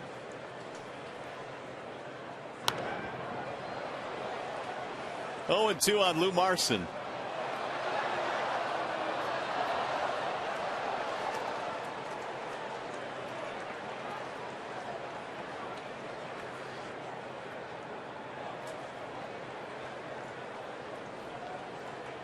Villarreal has thrown 15 of them now, all strikes. The 0-2 is low. 1 ball and 2 strikes. Here come the jinx tweets. You know it. 1 and 2. My computer's probably lighting up as we speak. Way to go. Here's the 1-2, and it missed outside. 2 balls, 2 strikes. You might even get a tweet from Siri. Wait to jinx it, Mario. Big M, she calls you.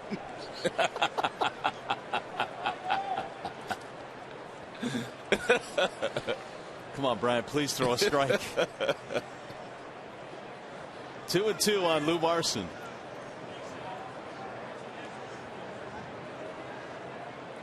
Villarreal wants his catcher Holiday to reshuffle the signs now. 7-3 Tigers lead. We're in the 7th. Right back up the middle into center. Base hit.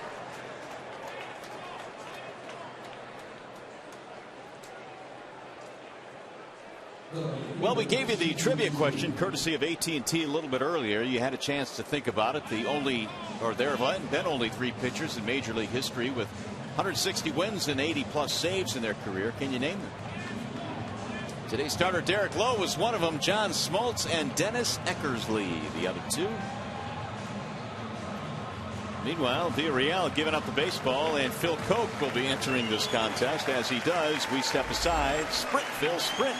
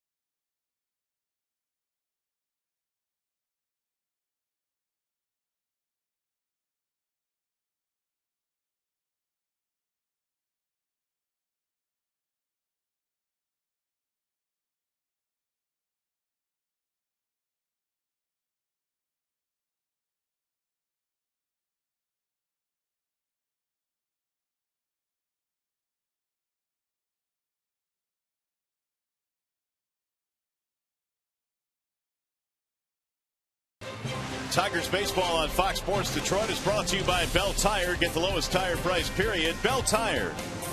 And by Toyota, brought to you by your Greater Detroit Toyota dealers. So far, so good for the Tigers. They lead 7-3 as we play here in the top of the 7th inning. Phil Koch is on now for Detroit. And we told you that Koch threw 24 pitches in last night's contest, but good to go today, obviously. And he won't use him for too long. That back end of the Tigers bullpen well rested with Dotel, Benoit, and Valverde. Shin-Soo Choo stepping in. And he looks at ball 1. Koch has an ERA of 1.59 here at home this year. And it's his job here to get the final out in the 7th inning. With a man on. Here's the 1-0. Swing and a miss. 1-1.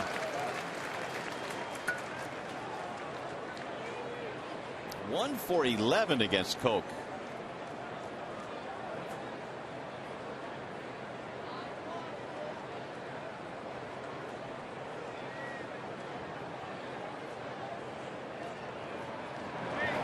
Swing and a miss again.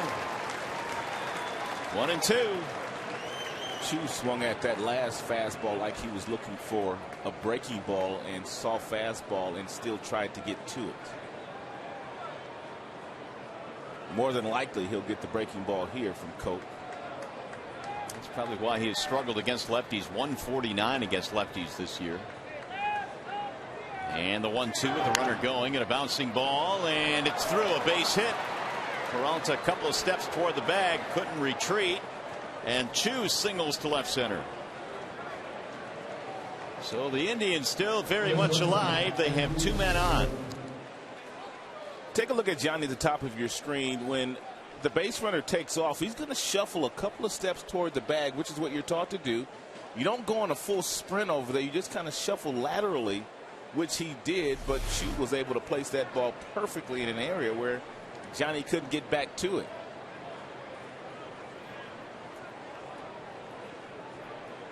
That'll be the 7th hit of the game for Cleveland. Here is Asdrubal Cabrera.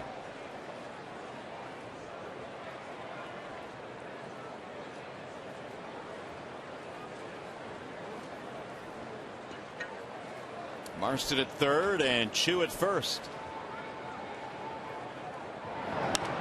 Cabrera fouls it back out of play, 0-1.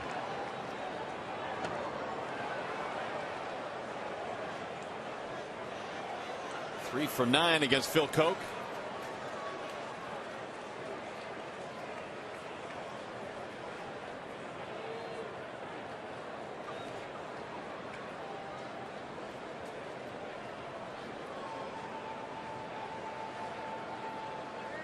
And the 0-1.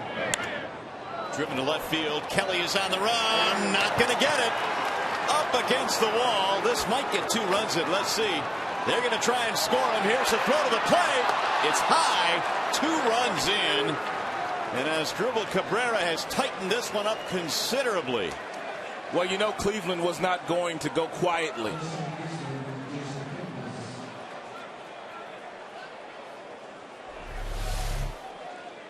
And Cabrera got himself a breaking ball that was outside, and he reached back to get it, and he hit it over Kelly's head. Kelly came up, and by the time he got to it, he missed the first cutoff man, but he hit Cabrera. And then when Cabrera threw the ball home, he threw it over the head of Holiday, but Phil Koch was standing right there. And Steve Smith noticed that Chu was running aggressively toward third and gave him the green light to score, which he was able to do. That will bring the tying run to the plate now in a 7-5 ball game. And Jason Kipnis is standing in. All of this with 2 outs, nobody on. Single, single, double, 2 runs in.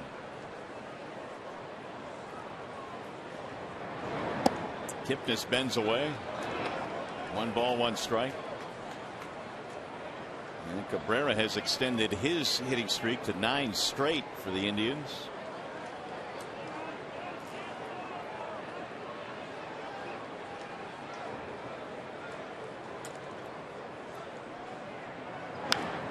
Slap back out of play. Koch's inability to put away Shin-Soo Choo has led to a couple of runs. And more action in the Detroit bullpen. Joaquin Benoit.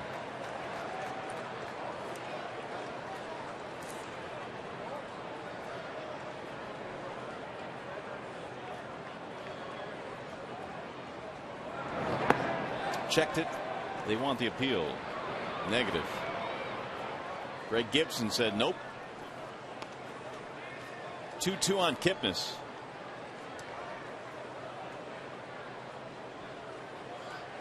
On base twice in this game. Kipnis a walk, a steal, a double, 2 runs scored. Santana waiting his turn on deck.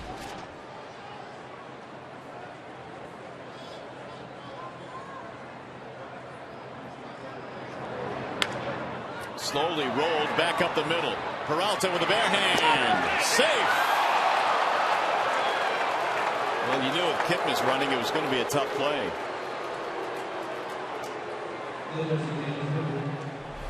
Back-to-back nights, Peralta has come in, barehanded a ball, and thrown to first base, only to watch Kipnis beating it out. Great concentration. Palm of the hand transferred to the fingertips and flipped it to first, but not before that left foot of Kipnis catches the front part of the bag. So Koch faces 3 batters, all 3 reach. Jim Leyland goes back to the bullpen. As they do, we'll step aside.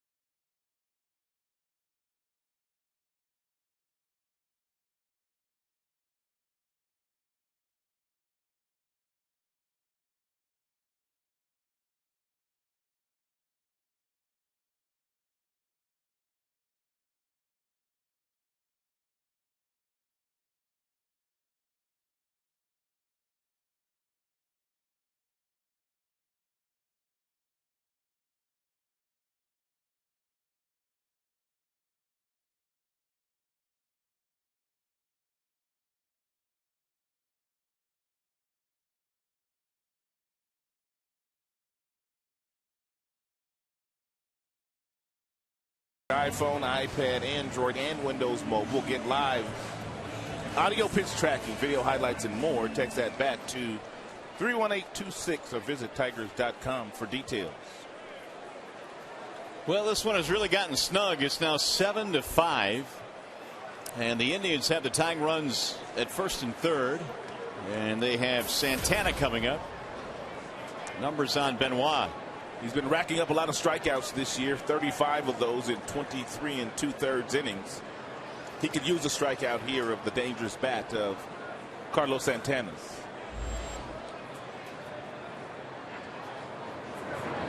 First pitch high and away.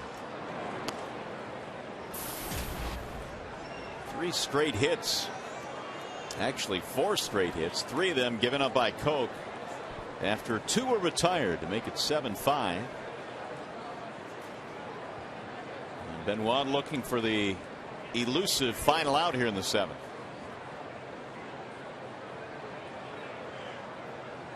Here's the 1-0. 2-0 on Carlos Santana. Hitting .241 this year against right-handers, .220 against left-handers. I guess with the 24 pitches that fell through in yesterday's game and throwing a few more here today, he felt like Benoit was the best option to go after Santana. And it's fouled away. 2-1. Benoit is 15 of 25 in retiring the first batter he has faced in 2012. Yeah, that's a number that Joaquin would like to improve on, because usually when he pitches, it's the 8th inning. Right. You let that leadoff hitter on, you're asking for trouble. And games are usually close when Benoit's in the ball game.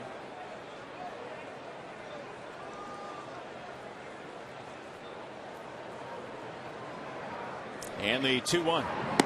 High, 3 balls, 1 strike.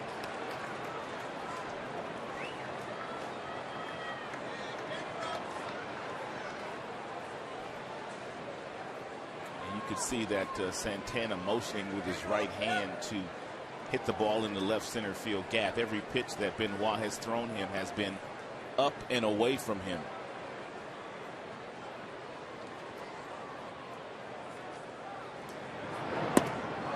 And he lost him. That will load the bases. So the first man that Benoit faces here reaches again, and now he'll push the tying run up to second base. Tigers at one point in this game led 7-1. It's now 7-5, and here comes Jeff Jones. Jose Lopez will be the 8th man to bat in this inning.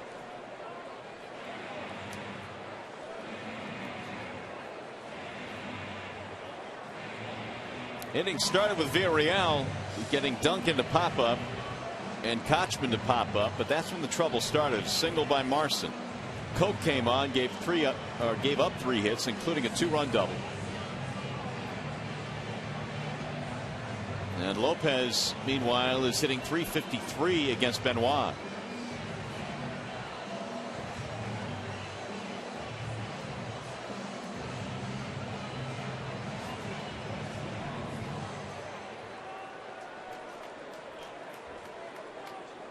So they are loaded up now for Jose Lopez. He's had a big game, couple of RBIs.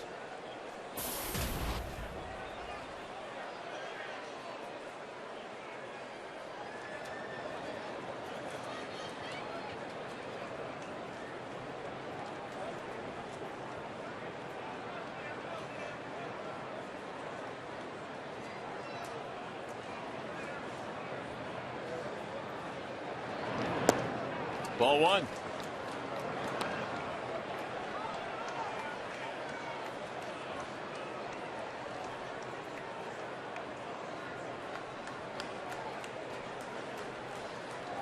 Each team with 9 hits in this game.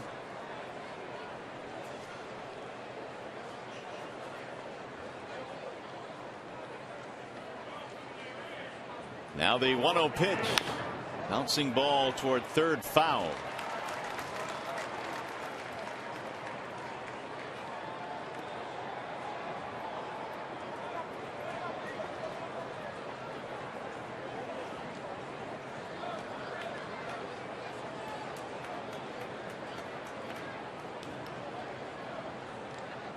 Lopez a walk, an RBI double, a sac fly. Indians won the first 2 games in the series. They are threatening to tie this one up.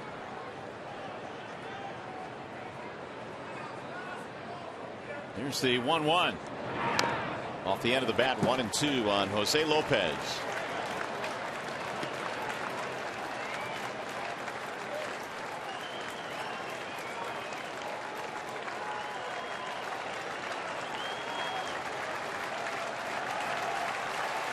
Cabrera, the runner at third. Kipnis at second base. Santana, the runner at first.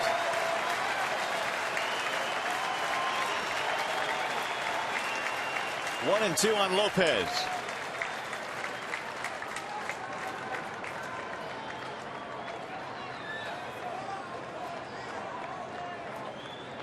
He'll step out.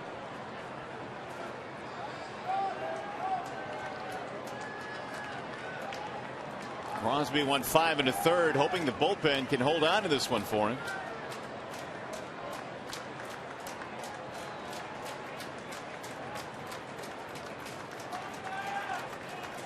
And the 1-2. Grounded foul. Back into the Tigers dugout.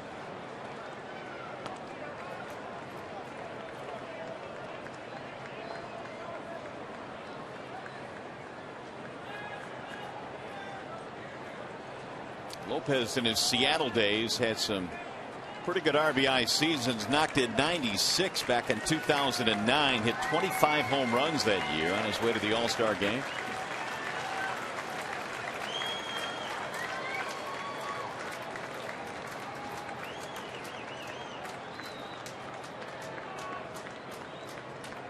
And again the 1-2.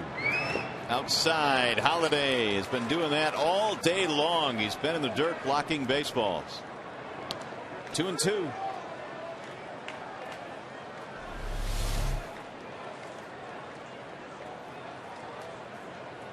Good technique there by Holiday.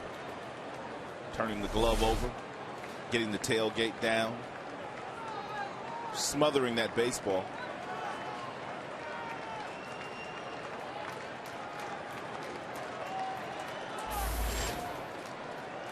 Brantley waiting on deck. And now Lopez stepping out. Lopez bothered by a bad back in the first 2 games in the series. Did not play.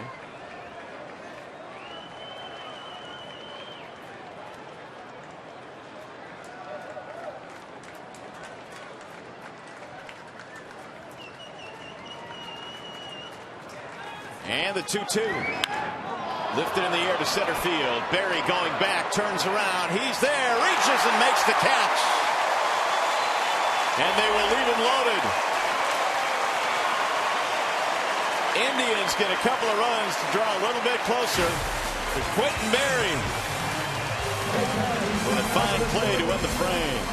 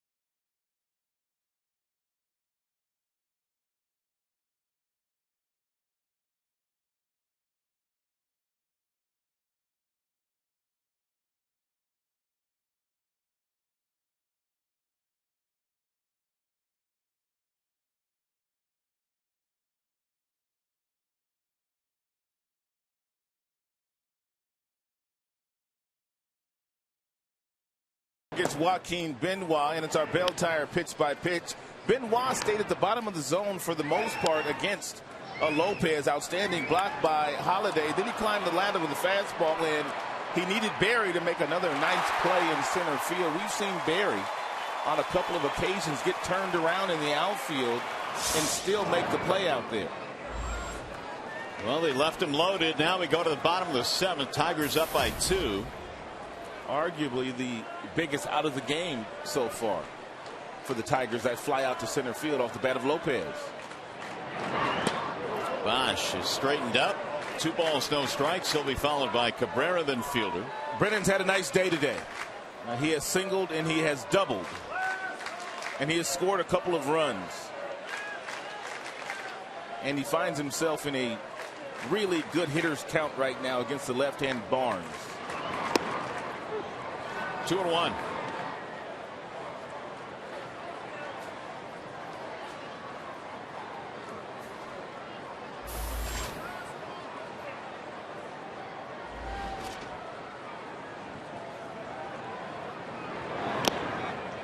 Foul tip into the glove. 2 balls, 2 strikes on Brennan. Singled, scored a run in the first, doubled in a run in the fourth. Tigers have put up 9 hits. In fact, so have the Indians. And Cleveland has cut into that Tigers lead by scoring 2 in each of the last 2 innings.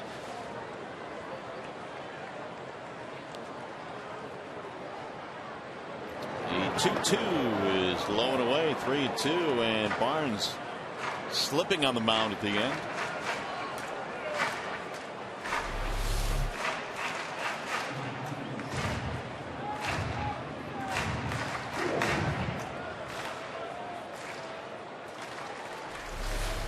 Looked like he was just off balance there after he delivered that ball home to Bosch.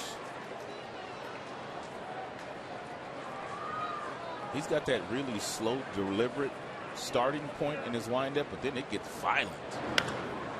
On the ground softly towards second. Kipnis has the hop, and Bosch is out. 1 gone.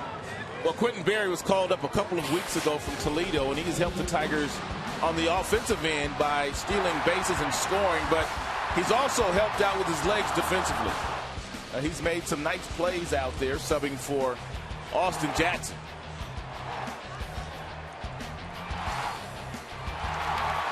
That diving play happened in last night's game. Here's Miguel Cabrera. Speaking of Jackson, he's in Toledo. He'll play today and tomorrow, and we'll see when he is able to come back, hopefully soon. Indians pitching now has retired 8 straight. After the home run by Cabrera in his last at bat.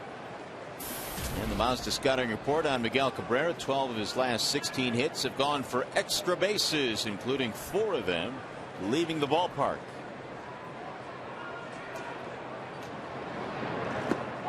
Tried to hold up, couldn't do it. 2-1.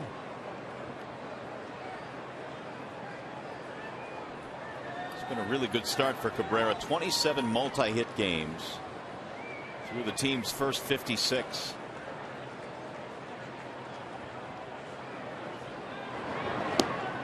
Bender missed outside. 3-1 on Miguel. Looks like Miggy has gone to his no stride on that last delivery from Barnes. Just kind of picks the heel off the ground. Toe never leaves. 3-2.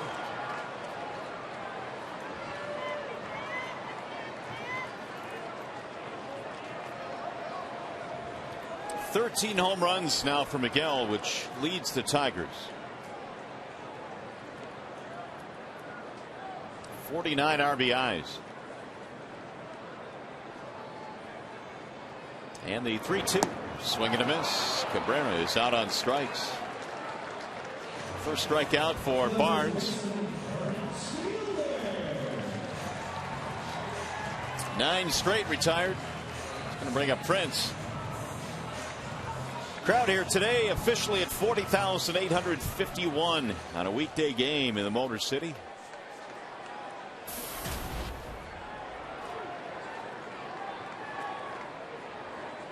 Fielder singled in a run, and the Tigers 4-run first.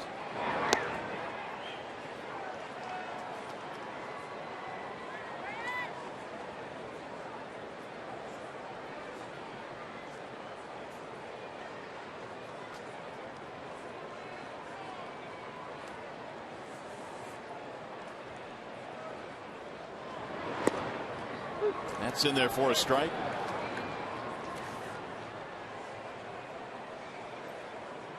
Prince today is playing in his 238th consecutive game, dating back to September 14th of 2010. He's been in there every single day, every single night, which is the longest active streak of any big league player.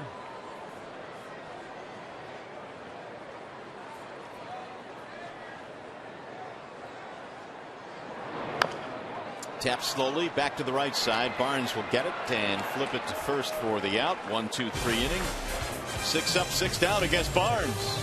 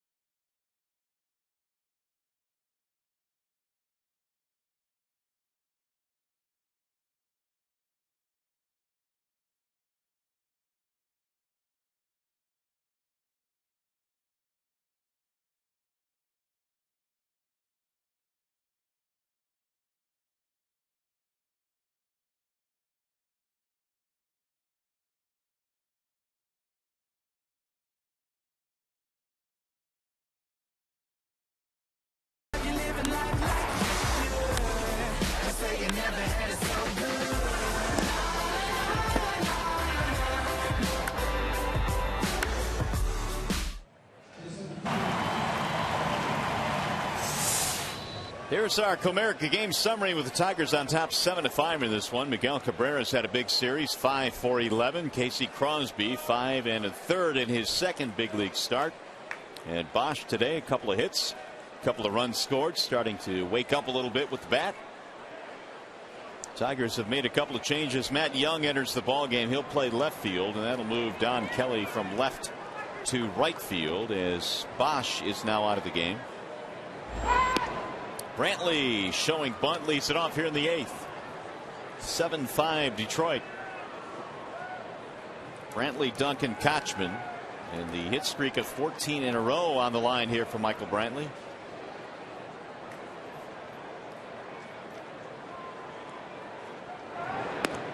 Ball high, 2-0 the count. Benoit came in, walked Santana to load the bases in the 7th, and then he got the deep fly ball from Lopez. And the Indians had to settle for 2 runs.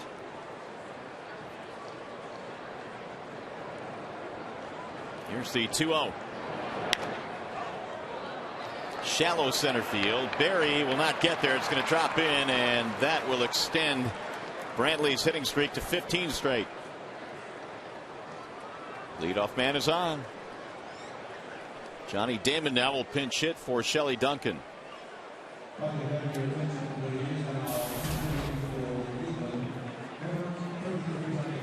Benoit needs to make sure that he keeps his double play in order, and that means he's going to have to pay some attention to Michael Brantley, the base runner over at first.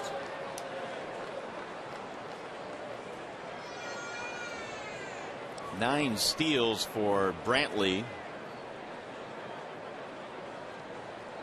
down by 2 here in the 8th. And opposing teams, they feel like they can run when Benoit's on the mound.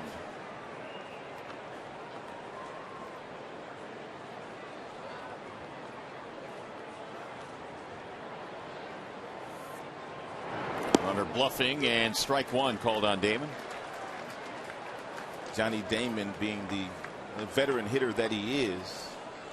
And he took that first pitch just in case Brantley was on the move.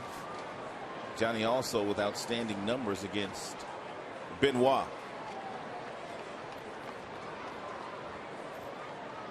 1 for 2, 2 RBIs in the series. Swing and a miss. So it's 0-2 on the former Tiger, Johnny Damon. 2,740 hits in his career. 3rd among all actives.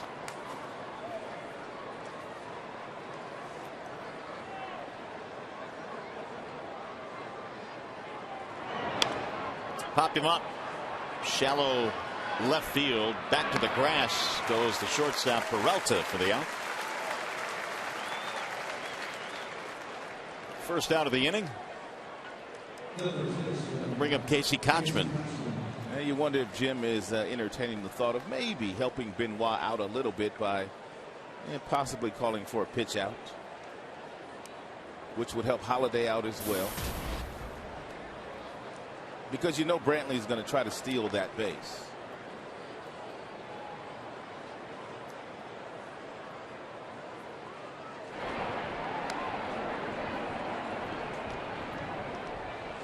Nine of 13 attempts this year for Brantley, caught 4 times. When they were trailing 4-0 in this game, it was early, but they were still running. Yeah, that was back in the 4th inning when Kipnis went. There's a ball outside.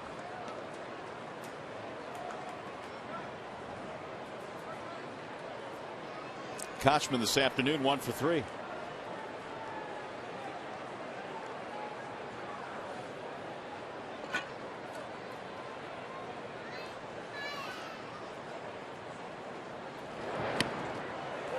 One and one.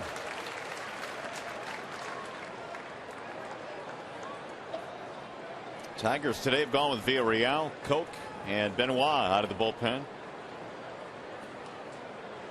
Jose Valverde warming up. The 9th inning would be his.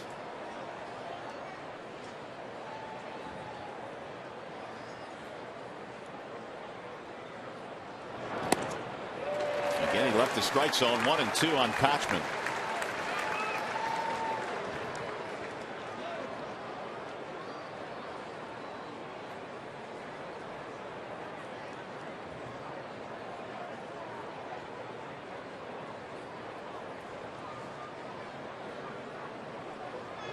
Everything he has thrown to Kochman so far has been out of the strike zone, but yet he has 2 strikes on Casey.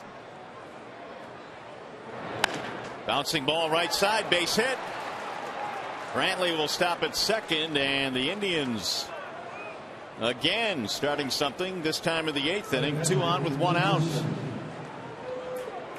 Kochman's second hit of the game.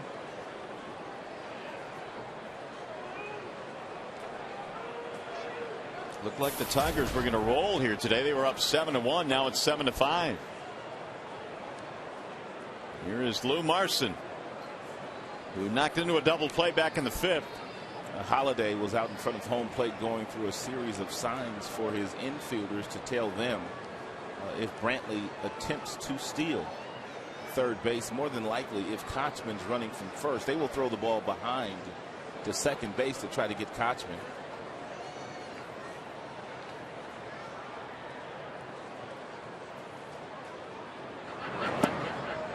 Ball 1. Cleveland has 5 steals of third base already this year. They've been caught once.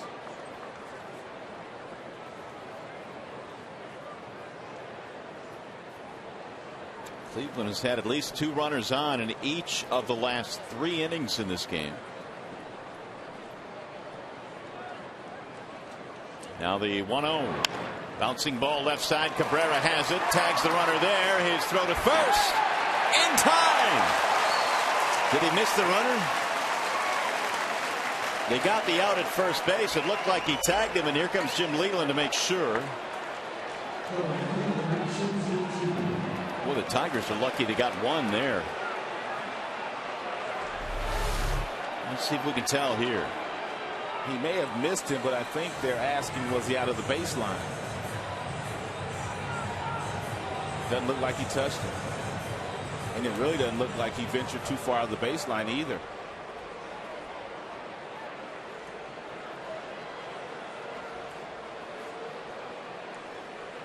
The other thing is, if Cabrera throws that ball to second, they start a routine double play, don't they? That's a good point, and I was thinking the exact same thing, but it's kind of hard with that guy running right in your face like that not to at least try to tag him. Well, here is Chu now with the tying runs in scoring position. A wave and a miss. Shin-Soo had a single in the 7th. He has had 2 more hits today. And 6 hits in this 3-game series.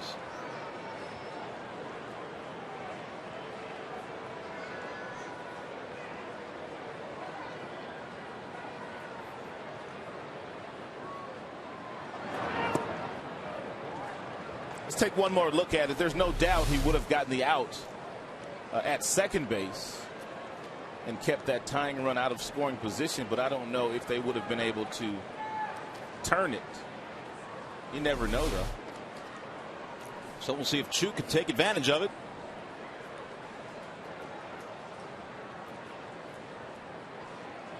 Here's the 1-1. Swing and a miss. 1-2 on Shin-Soo Chu.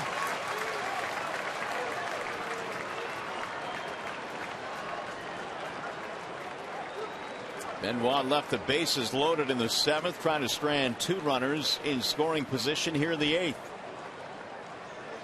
7-5 Tigers.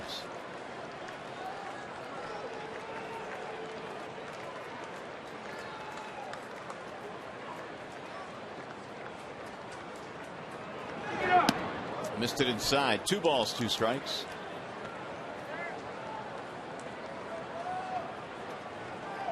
That last fastball from Joaquin at 97. That's one of his best fastballs of the season. Cabrera waiting on deck. Don't want to deal with him.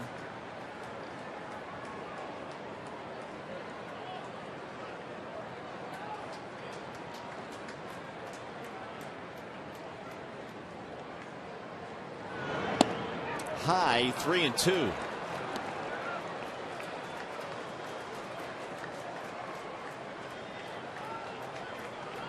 It would be risky to throw a fastball here to Chu. And the majority of the strikeouts that Benoit has gotten this year have come on off speed pitches. Either his changeup or his slider.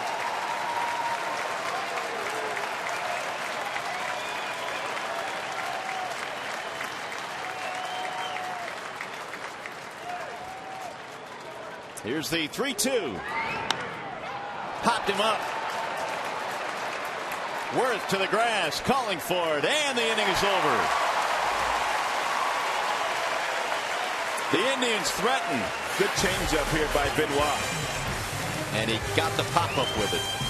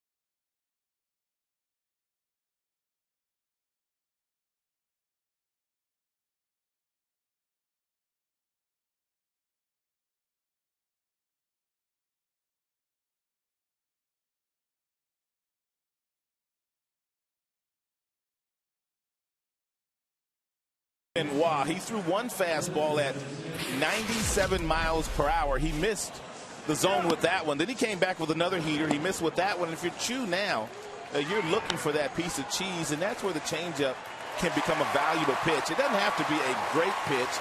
It doesn't have to be located in a great area, but it has to be enough to keep the hitter off balance and catch him out in front, which he did, and he popped it straight up. Yeah, because that one certainly was not located in a great area. But he was out in front of it, and Benoit gets a huge out. Keeps it a 7-5 game. And really, that's what the changeup is designed to do.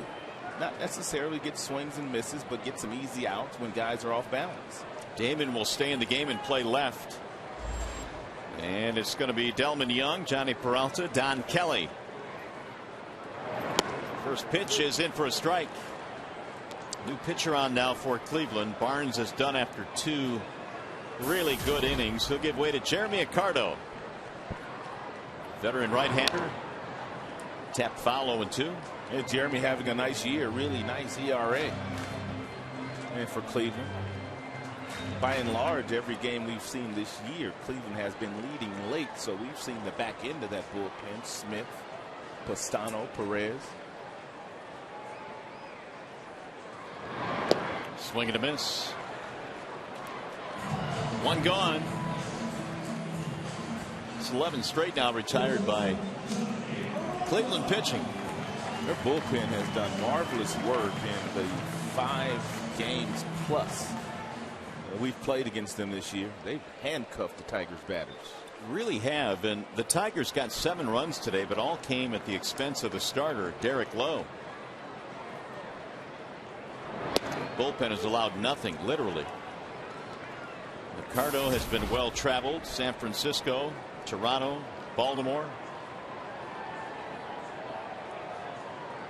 The 0-1 to Peralta. Grounded foul, third base side.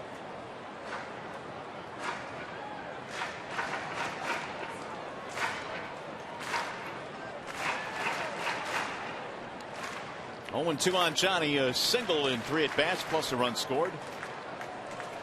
Tigers desperately need this one here today. They lost the first 2 in the series. They're hitting the road after this one.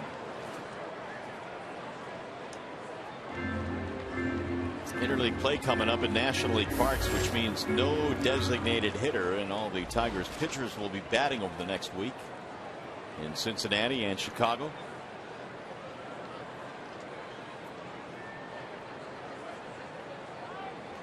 For everything that Justin Verlander has accomplished in this game, he is still searching for his first major league hit, and he'll pitch on Saturday in Cincinnati. He's going to get it on Saturday. Think so? Yes, he's going to get it. All right, we'll mark you down. Chopper back up the middle. Cabrera can't get it into center field. Second hit for Johnny. We talked about Johnny in Tigers Live before the game began today, and talked about how he has made some adjustments starting to take the ball the other way. That hit up the middle. His first hit was to the left side of the infield as well. So Peralta starting to perk up a little bit. He is indeed. 5-game hitting streak now for Peralta. Here's Don Kelly.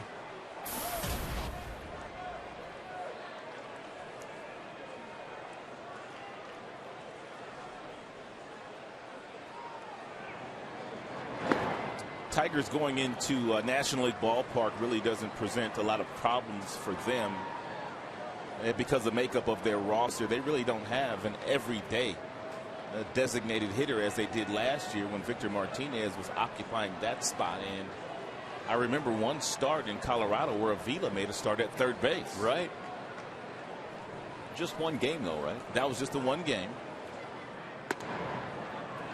Jim was reluctant in doing so, but he wanted to keep Avila's bat in. He wanted to get Victor in the game as well, and obviously keep the big fella anchored at his position at first.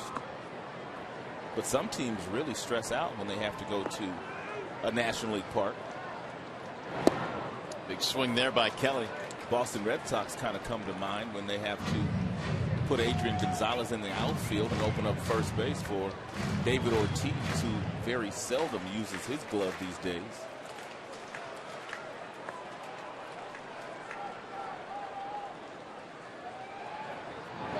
2-1 pitch is low. 3-1 on Don Kelly. One out single by Peralta, who has 4 straight 2-hit games. Danny Worth waiting on deck.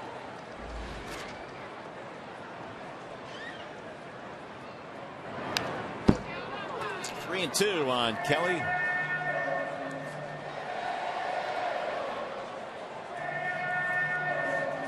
Maniac's team playing with house money today. They won the first 2 games in the series, hoping for the sweep, but regardless of what happens today, they'll win the series.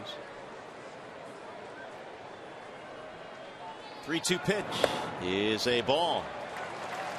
They have the runner going as well, so Kelly gets the base on ball. You want to make sure that you stay with us, because as soon as this game is over, our coverage will continue with Tigers Live. You'll hear from the manager, Jim Leland, and the players. Plus, we'll break down the game and show you all the highlights. Tigers Live immediately after the game here on Fox Sports Detroit.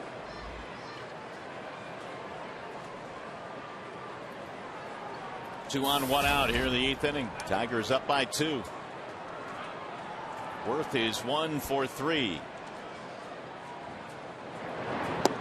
Strike 1 on the outer edge.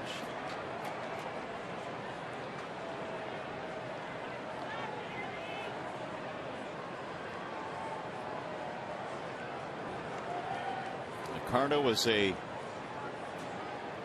non-roster invitee, signed to a minor league contract. This looks like a double play ball. Cabrera flips to second 1. Relay is in time. The double play. And Kelly flipped the defender, and Kipnis is hurt down at second base. And he'll be able to walk it off. Good hard slide down there by Kelly. It was a clean slide, too.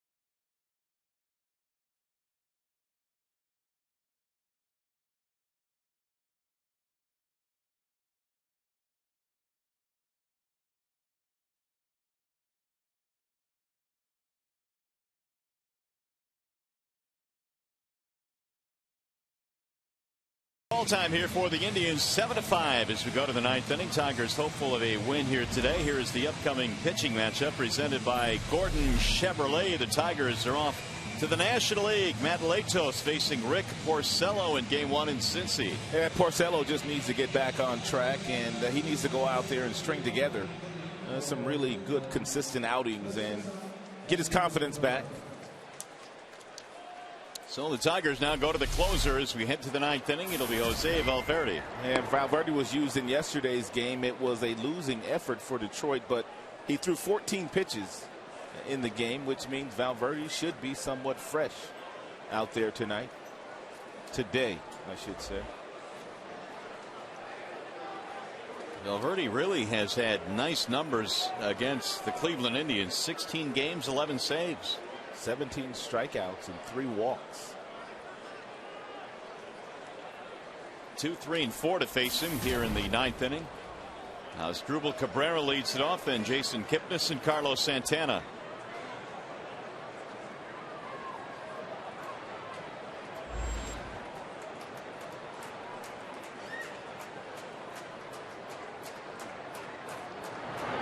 The 3 scheduled hitters here in the 9th inning are a combined 1 for 8 against Valverde. And he needs 3 outs. Tigers have actually given up 11 hits today. They have 10 of their own.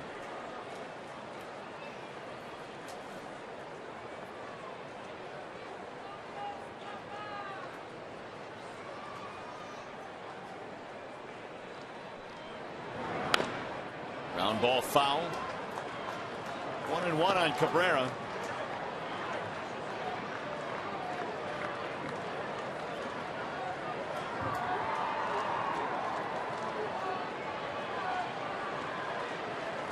Two-run double in the 7th made it 7-5. Looked like the Indians were going to tie this thing up. They had the bases loaded in the 7th, but stranded them and settled for the 2 runs. Kipnis on deck. Swing and a miss. 1-2.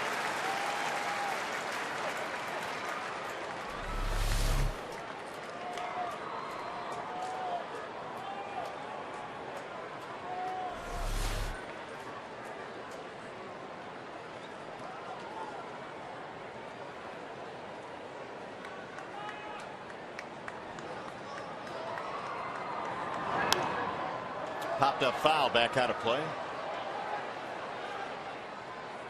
Valverde mixing in a couple of split-fingered fastballs to Cabrera, the number 2 hitter.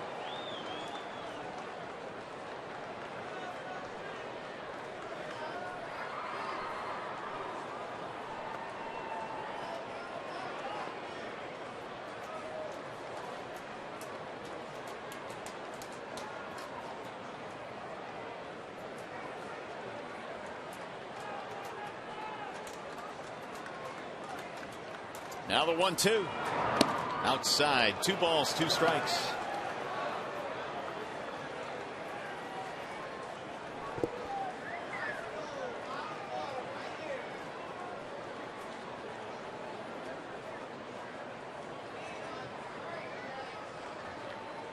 Indians fell behind today 7-1. They've battled back with 2 in the 6th, 2 in the 7th.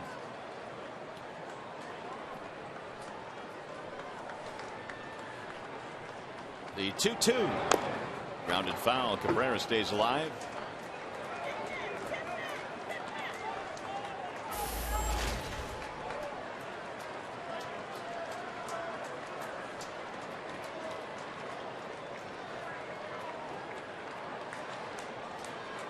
Valverde taking the baseball from Joaquin Benoit.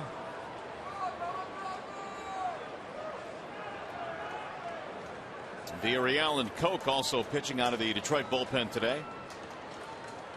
Again, the 2-2.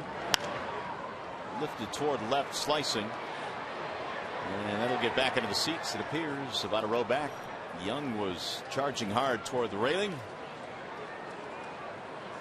2-2. The count stays on Asdrubal Cabrera.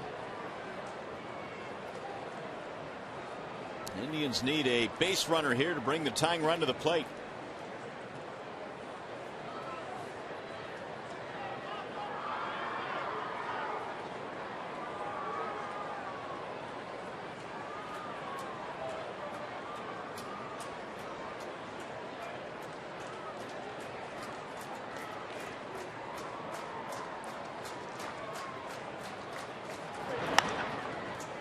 High fly ball, shallow left. Peralta back, Young is in. And the left fielder, Young, 1 gone.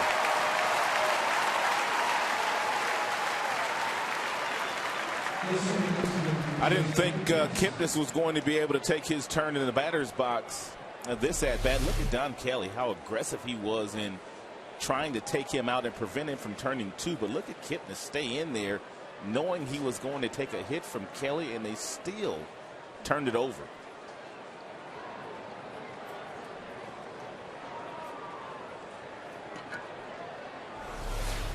Now Kipnis at the plate.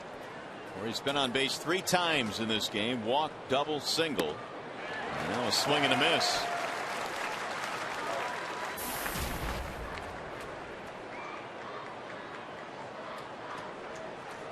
Kipnis also has a stolen base in this contest.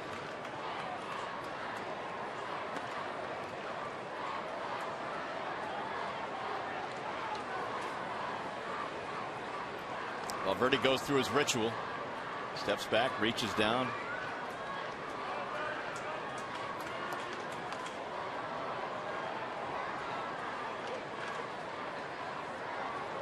Now the 0-1. That's in the air.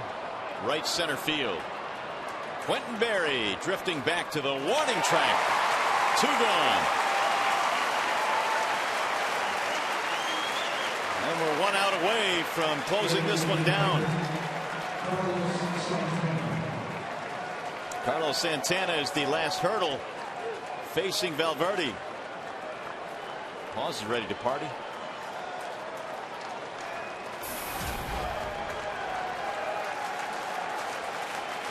The majority of the pitches that Jose has thrown here in the 9th have been off-speed pitches. Very few fastballs. Ball 1 to Santana.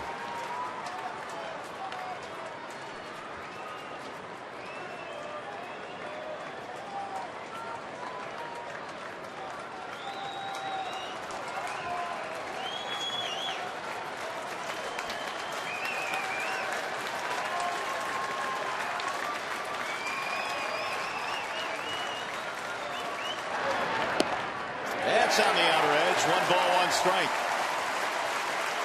Santana walked in his last at bat. He has an RBI in this game. Almost 41,000 fans in attendance here this afternoon. They're on their feet.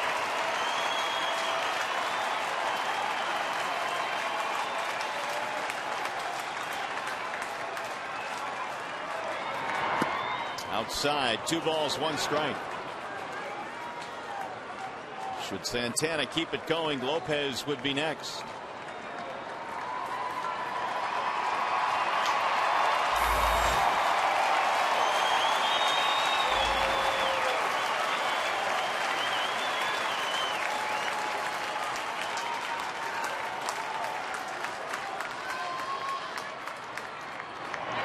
Way outside. Now it's 3-1 on Santana.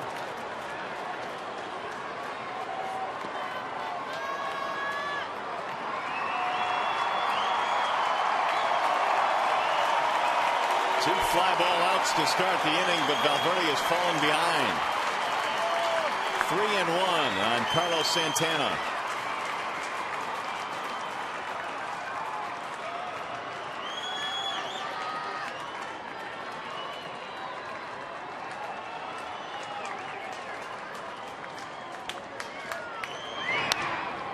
Fly ball. Shallow left field. Should do it. Matt Young is there, and the Tigers win today.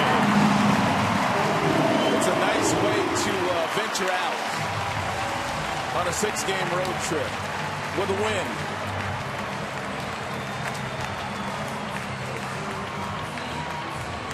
Cleveland came to the ballpark today hoping for a sweep. The Tigers had other ideas. They scored 4 early runs in the first inning against Derek Lowe. They never trailed today.